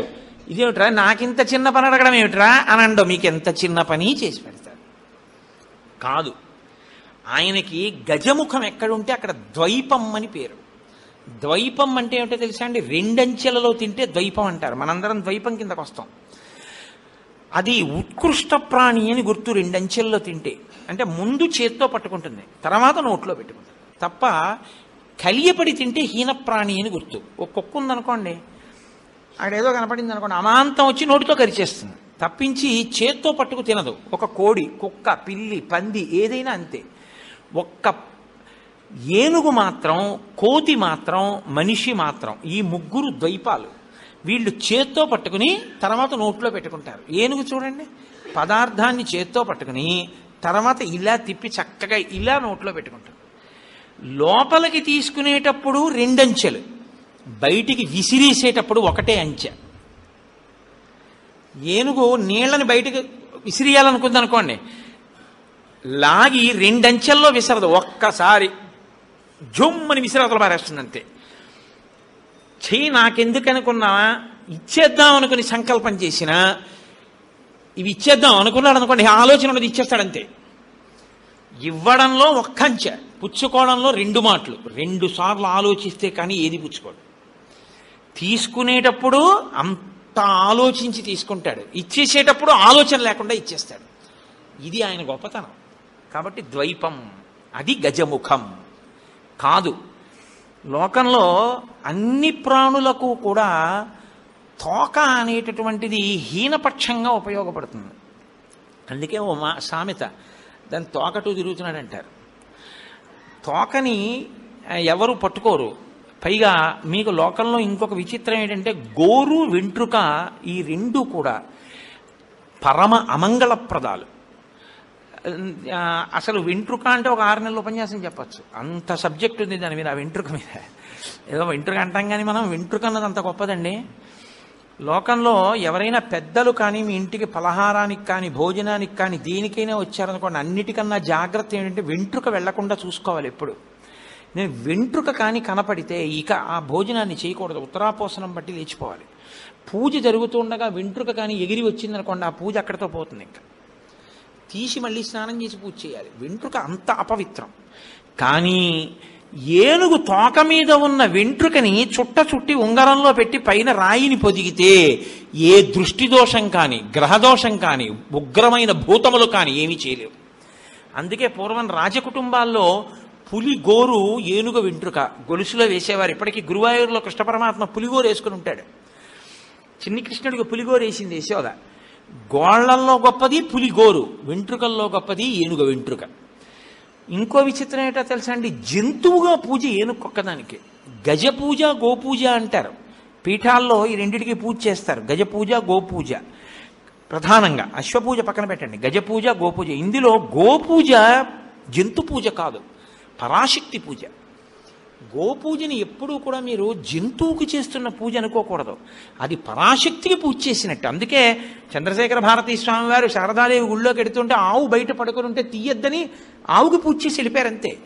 పరాశక్తికే పూజ, ఆవుకి పూజ చేయడం అంటే పరాశక్తి అందుకుంటుంది. కాబట్టి గోపూజ జంతు పూజ కాదు, జంతు పూజ గజ పూజ. ఏనుగొక్కటే జంతువయ్యుండి పూజ అందుకుంటుంది కాదు, ఏనుగొక్కటే జంతువయ్యుండి ఈశ్వరుణ్ణి అనేక విధాలు సేవిస్తుంది. ఎందుకో తెలుసా అండి? ఈశ్వరుడికి చామరం వేసే ఏకైక జంతువు ఏనుగు. ఇప్పటికీ ఆ చేత్తో చామరం పట్టుకుని తొండంతో చామరం వేస్తుంది. కంచికామకోటి పీఠంలో శంకరాచార్య స్వామి వారి పాదుకలకి సాయంకాలం వేళ పీఠం యొక్క ఏనుగు చామరం వేస్తుంది. ఏనుగు తొండంతో ఈశ్వరుణ్ణి సేవిస్తుంది. ఏనుగు తన తొండంతో నీళ్లు తెచ్చి శివలింగం మీద పోసిన సందర్భాలు ఎన్నున్నాయో కథలు. ఏనుగు తన తొండమెత్తి ఈశ్వరుడికి నైవేద్యం జరుగుతుంటే ఘీంకరిస్తుంది. ఏనుగు విభూతి పుండ్రాలు పెట్టుకుని ఊర్ధ్వ పుండ్రాలు పెట్టుకుని ఈశ్వరాలయాల ముందు పరమ సాధుగా అక్కడ నిలబడి ఈశ్వరుణ్ణి వహిస్తుంది. గజముఖానికి అంత గొప్పతనం ఉంది. నేను ఎన్నని చెప్పగలను, దానికి అంతు జరి ఏముండదు ఇంకా. కాబట్టి సుముఖశ్చైక దంతశ్చ కపిలో గజకర్ణక లంబోదరశ్చ వికటో విఘ్నరాజో వినాయక ధూమకేతుర్గణాధ్యక్ష పాలచంద్రో గజానన వక్రతుండ. ఆయన యొక్క తొండం ఇలా పక్కకి కుడి పక్కకి తిరిగి ఉంటుంది. ఆ తిరిగినటువంటి తొండాన్ని మీరు జాగ్రత్తగా చూస్తే అది చాలా అందంగా ప్రణవాకృతిని పొంది ఉంటుంది. ప్రణవాన్ని సాకార దర్శనం చేయాలంటే 2 చోట్లే అంటారు పెద్దలు. హనుమ సీతారామ లక్ష్మణులు ఉంటే ప్రణవం, అకార ఉకార మకార అన్న నాదం హనుమ ఓంకారం. అలాగే ఏనుగు తొండం తిరిగి ఉంటే అది ప్రణవాకారం. కాబట్టి వక్రతుండ శూర్పకర్ణో, శూర్పకర్ణం అంటే చాటలంతంత చెవులు ఉన్నవాడు. ఇప్పుడు ఆ చాటల లాంటి చెవులుంటే మీకేమవుతుందో తెలుసా అండి? మీ మనసు ఏనుగు ముఖం మీద లగ్నం అవుతుంది. ఎలా లగ్నం అవుతుంది అంటారేమో, ఏనుగుకి మదజలాలు కారతాయి.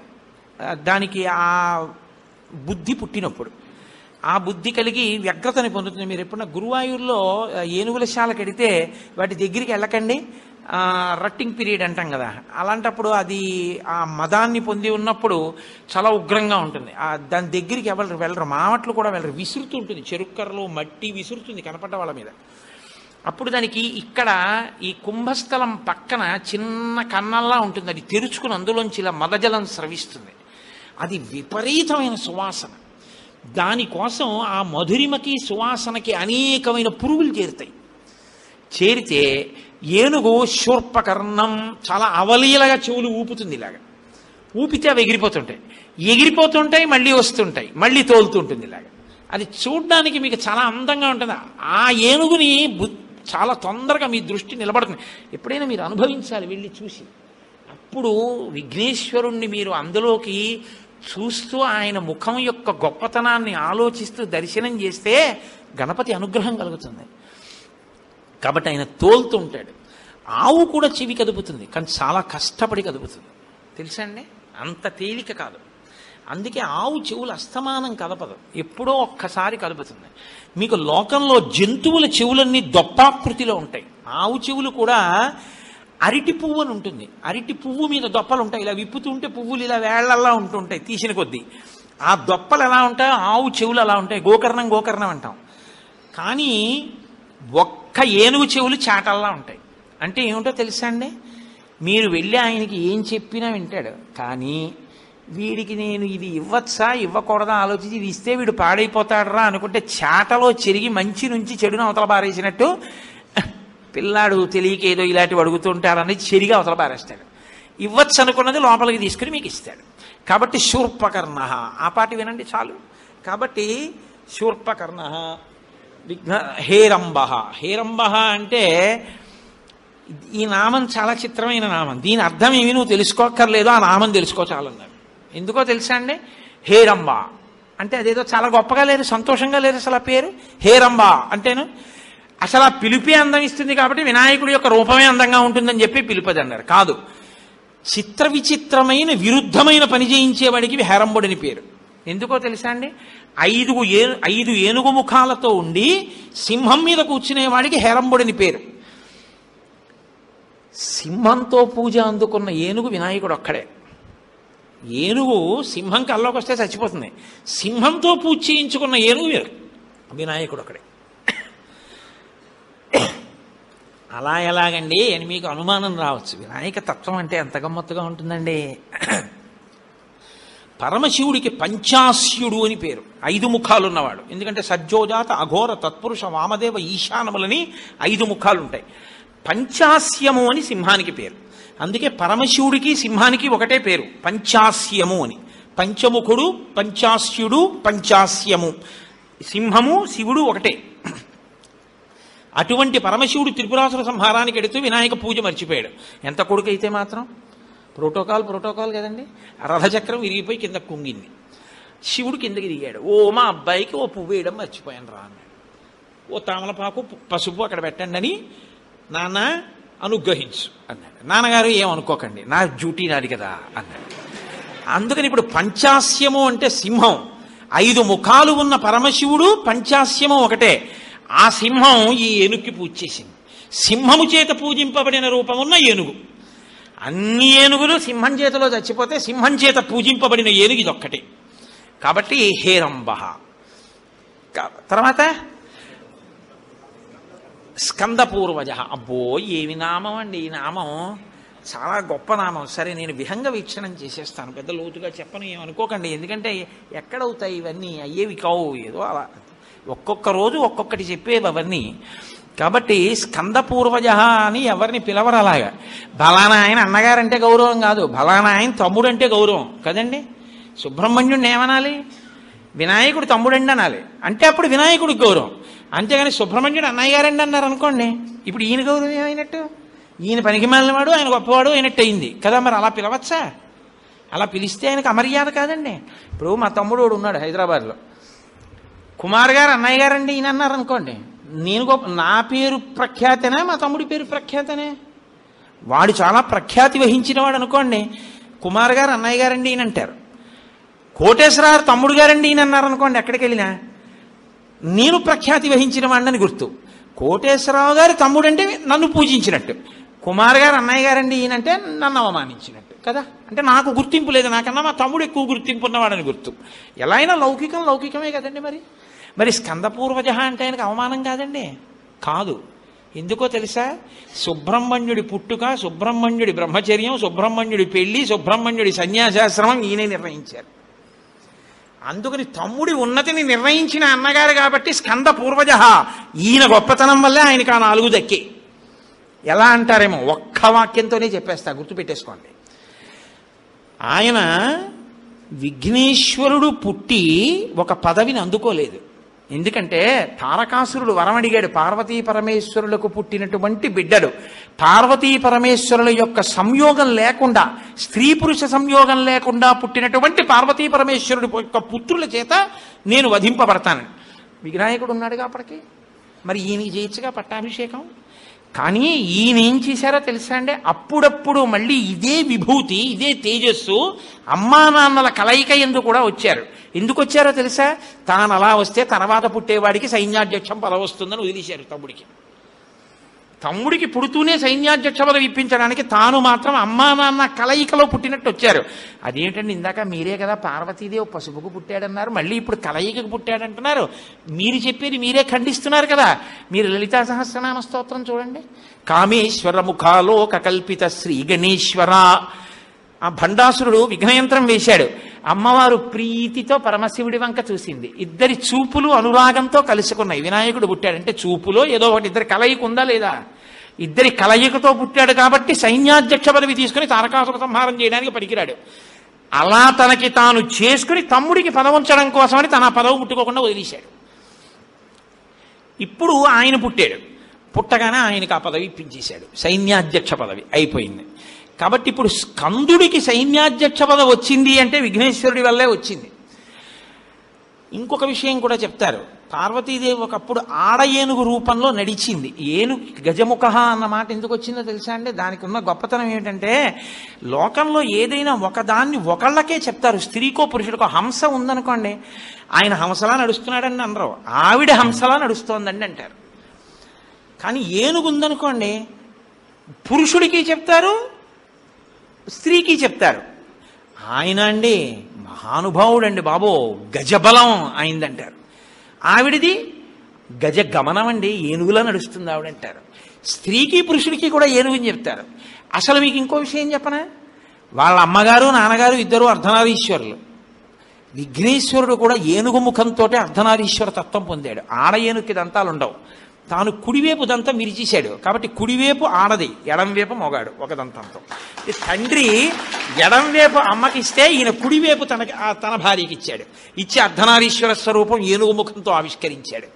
తండ్రిని సంతోషపెట్టాడు. అలాగా మళ్ళీ ఎక్కడి నుంచి ఎటు వెళ్ళిపోయాను, మళ్ళీ వెనక్కి వెళ్ళిపోయాను. కాబట్టి స్కంద పూర్వజ. తమ్ముడికి పుడుతూనే సైన్యాధ్యక్షం ఇప్పించాడు. తమ్ముడు వల్లిని పెళ్లి చేసుకుందాం అనుకున్నాడు. వల్లి విష్ణుమూర్తి యొక్క కూతురే, కానీ ఆవిడ ఒక గిరిజన నాయకుడు, అంటే ఒక కోయవాడి కూతురుగా అడవిలో తిరుగుతోంది. ఆవిడ యందు మనసపడ్డాడు సుబ్రహ్మణ్యేశ్వర స్వామి. ఈయన ఎంత అడవికి వెళ్ళినా రోజు ఆవిడ ఈయన వంక చూసేది కాదు. ఓ రోజు ఆవిడ అడవికి వచ్చి ఏదో తేనో ఏదో సంగ్రహించుకుని వెళుతుంటే వెనక సుబ్రహ్మణ్యుడు బయలుదేరాడు, మహా అందగాడు. కానీ ఆవిడ ఈయన వంక చూడలేదు. అన్నయ్య ఏంటన్నయ్య నా ప్రారంధం, ఎంత అందరూ నా వెంట పడతారు, నేను వెంట పడినా ఈ పిల్ల నన్ను చూడలేదన్నయ్య అన్నాడు. నీకెందుకు రా అబ్బాయి, నీ పెళ్లి నేను చేస్తానని ఆయన పెద్ద ఏనుగు రూపంలో వచ్చి ఆవిడ్ని తరిమాడు. ఆ వల్లి భయపడిపోయి పరిగెత్తుకుంటూ వెళ్ళి రక్షించని సుబ్రహ్మణ్యుడిని కౌగిలించుకుంది. అన్నయ్యగా అంతర్ధానం అయిపోయాడు, వల్లి కళ్యాణం అయిపోయింది. అందుకే తమ్ముడికి పెళ్లి చేసిన వాడు ఆయనే.